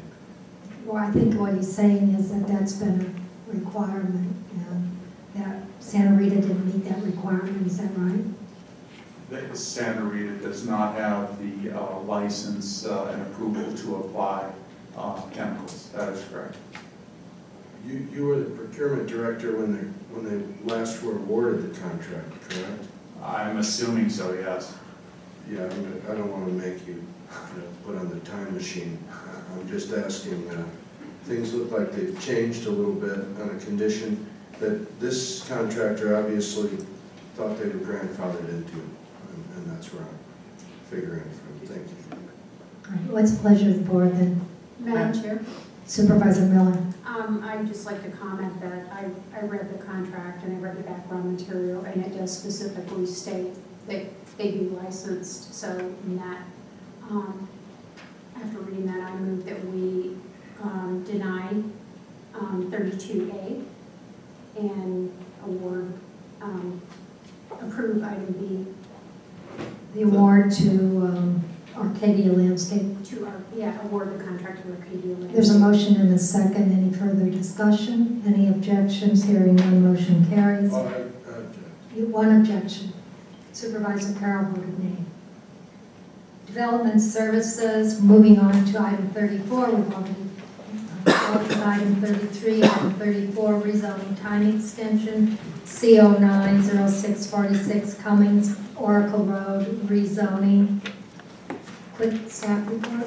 Yes, Madam Chair, members of the board, before you is a request for a 5-year time extension of a 2.25 acre rezoning from GR1 Gateway Overlay to CV2 Gateway Overlay, located in the west side of Oracle Road, which is south of Main Sale Boulevard. To date, staff has received no public comment. The site is located outside the Conservation Land System, and staff is recommending approval of a 5-year time extension with additional and standard and special conditions. Staff would like to propose a slight alternative to one of the new conditions. This appears to be a compromise between the applicant and their concerns and Department of Transportation, and I'll read it for the record. This would be an amendment to condition 7C, the second sentence, and it should read, or staff is requesting that it read, shared access with the property on the north may, so we're striking shall, replacing with may be provided as determined by the Design Review Committee during the Gateway Review process. With that, that concludes staff's report, and again, I believe that is an acceptable compromise between the applicant who had concerns about getting locked into that condition. This will allow it to play out at a later stage when we're dealing with design in a much more detailed manner. That concludes staff's report. Thank you. What's the pleasure of the board? Madam Chair. Supervisor Miller. I move to approve item 34, CO9-06-46 Cummings, Oracle Road rezoning, with approval of a 5-year time extension with additional standard and special conditions, including condition number 7 as modified by and recommended by the staff. Is there a second? Second. I close the public hearing. Close the public hearing, I'm sorry. I'll second. Any objections? Hearing none, motion carries. Yeah. I just want to make sure that Supervisor Miller is referring to 7C. Yes. Okay, very good. Okay. Just for the record, Thank you. make sure it's clear. Thank you. All right. Let's move on then to item 35, rezoning time extension, Cardinal Avenue. Madam Chairman, members of We can't hear you. Madam Chairman, Better. members of the board, Tom Coyle, Development Services Department. This time extension was originally approved in 2010 for a 14-acre site, residential use.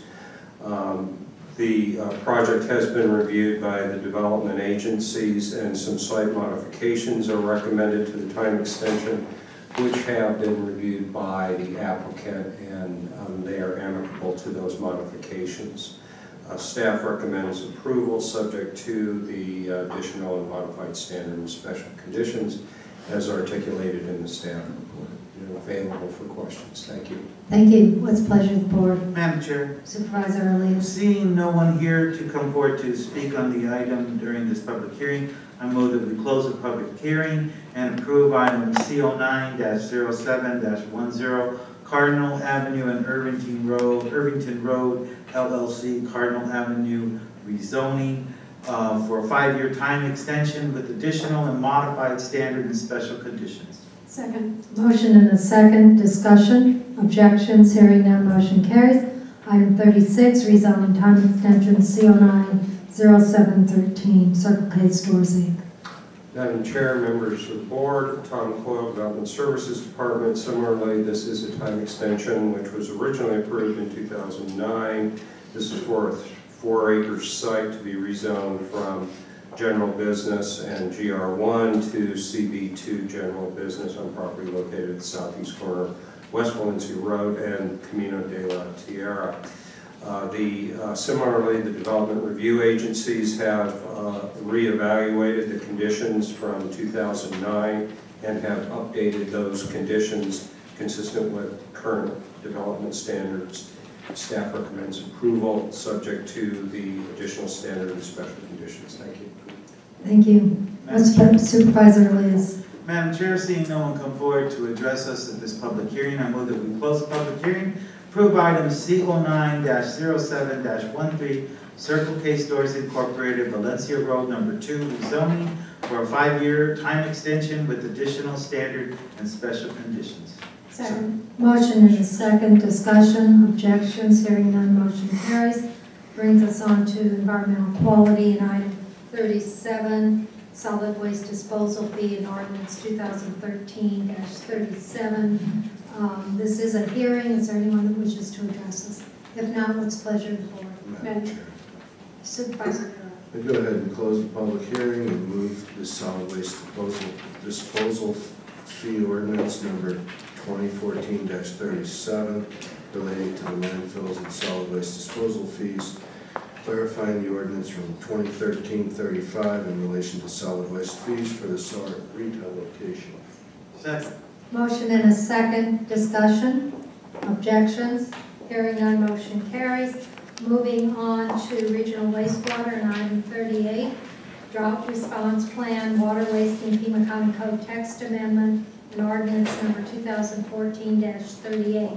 Is there anyone in the audience that wishes to address us on this item? If not, what's the pleasure of the board? Madam Chair. Supervisor Miller. I move to approve item 38, drought response plan, water wasting, Pima County Code text amendment ordinance number 2014-38. And close public hearing. And close the public hearing. Second. There's a motion and a second. Supervisor Carroll. Madam Chair, I'm hoping that with this code text amendment, I could request an update from, I guess it would be our sustainability department or whoever, Kathy Chavez, maybe to explain to us the severity and how this measure may assist in our getting through this drought. I also want to get an update on our cap water potential for southern Arizona now that I've read about California and the other drought communities that are aiming to take that cap water. So I just hope that I can add that to a request under 38. Just direction and you want to report, is that? Yes. Okay. Is that a problem with anybody? Okay, then is there any objection? Hearing none, motion carries. Moving on to the addendum agenda and item 6, we're sitting as a board of supervisors. Item 6, Mariachi Los Tanguitos Trails. Madam Chair. Supervisor Elias. I'll go ahead and move item 6 to for Mariachi Los Changuitos Trails, fund them in the amount of $5,000. Is there a second? Second. Motion and a second. Discussion. Objections? Hearing none, motion carries unanimously. Moving on to item, let's do 7, 8, and 8. Economic Development, Pima Air and Space Museum. And then for 8, item 8, donation surplus office furniture. What's the pleasure of the board on these two items? Move approval. Second. Motion and a second, discussion, objections, hearing none, motion carries. Moving on to item 9, facilities management, and resolution 2014-73. What's the pleasure of the board? Move approval. Second. Approval of resolution number 2014-73. Any objections? Hearing none, motion carries. Unless anybody has any objections, can we take the, well, no. Yeah, 12 separately, okay. Madam Chair, I'd like to take item 10 separately. Okay, okay, item 10, what's the pleasure of the board? Move approval. Second. Motion and a second, discussion, objections? I object. One objection, Supervisor Miller voting nay. No further objections, motion carries 4-1. Item 11, Health, Arizona Board of Regents. What's the pleasure of the board? Move approval. Second. Motion and a second to approve item 11 for the University of Arizona Veterinary Diagnostic Laboratory. Any objections? Hearing none, motion carries. Moving on to item 12, Information Technology Award. What's the pleasure of the board? Madam Chair. Supervisor. Madam. I was going to sneeze. Bless you. That's a cure. Madam Chair, I wanted to take this item separately because I wanted to reiterate something that we talked about during the budgetary discussion.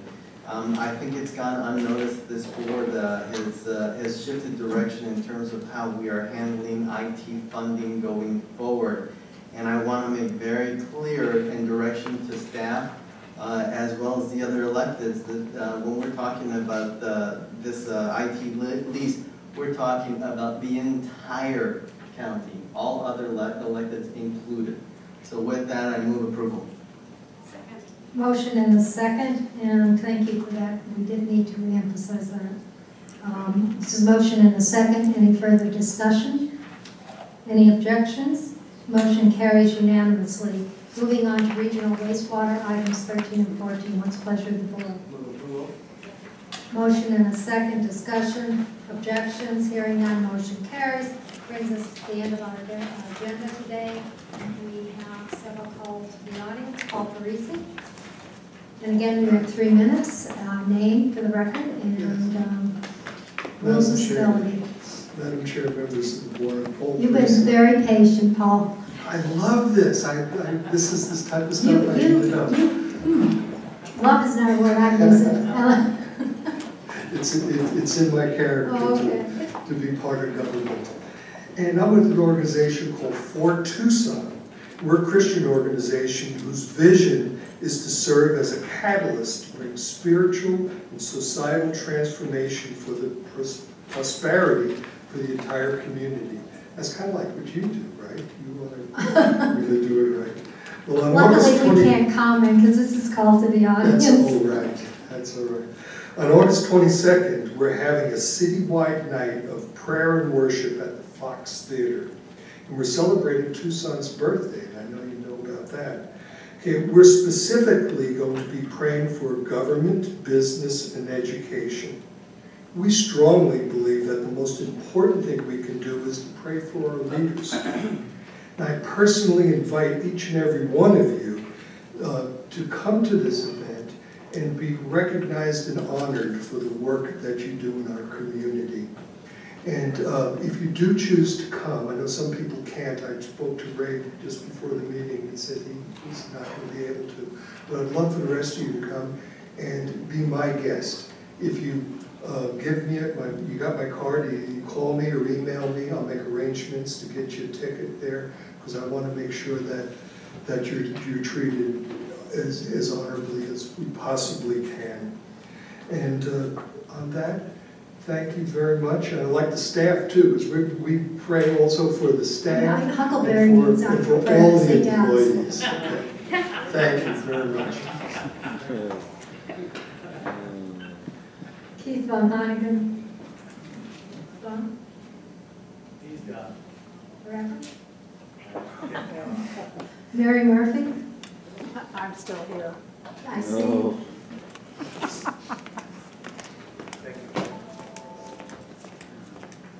Talk about cats, they have great patience, you know?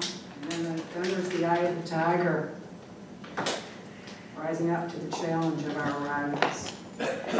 Anyway, the wee morning hours of July 9th on Old Nogales Highway, I had spoken to Mr. Elias, and I am not a prophet, but I did predict that this was the most critical of all the drainage issues around Green Valley. I spoke to people in Green Valley. I designated it as, you know, like top priority. And a lot of stuff started coming back to me when I was there, because I'd been there before many times through several acts of God on that wash. And it was an act of God that night that blew it out. And I'm dying to know every detail. From the first call that went in, it was like a mudslide, not the good kind, across Old Nogales Highway in the middle of the night. The road became impassable. It failed. Our infrastructure failed. It's failing in numerous other locations around town. The conversation I had with the investigative reporter started with new soccer fields versus failing infrastructure. I'm going from here, across the way here, as my homeowners association has served me with a lawsuit regarding the stand I have taken on the vandalism crime done to my home. I will not be forced. Tony Helen's name is on it. I left with Rob and a few copies of things too. And you can see that the court is being called upon for a judge to issue injunctive relief by ordering me to whitewash the hate that is on the front of my home. It is a crime. I ordered crime scene tape off the internet. It was a cute ad. It said everyone should have it. You know, put it on your kids' bedrooms. You know, this is, law enforcement is not the only one. Anyways, we'll take care of that. There's plenty more to come from around my home, mosquitoes, etc. is still being looked into. I'm thinking I'll put a little jar together and I'll pick one thing from family stories and I'll pick another thing from my rock and roll lyrics that have inspired me all these years. From here today down to the future, I'd like to say peace and harmony should rule the stars, and let it be the dawning of the age of Aquarius and the mind's true liberation. Because when it comes to experience, years, at the job, not family, I'll say to each and every one of you and every one of your experts, to borrow a phrase from MC Hammer, you can't touch this. Thank you. Is there anyone else in the audience who wishes to address us at this time? If not, then without objection, this meeting stands adjourned.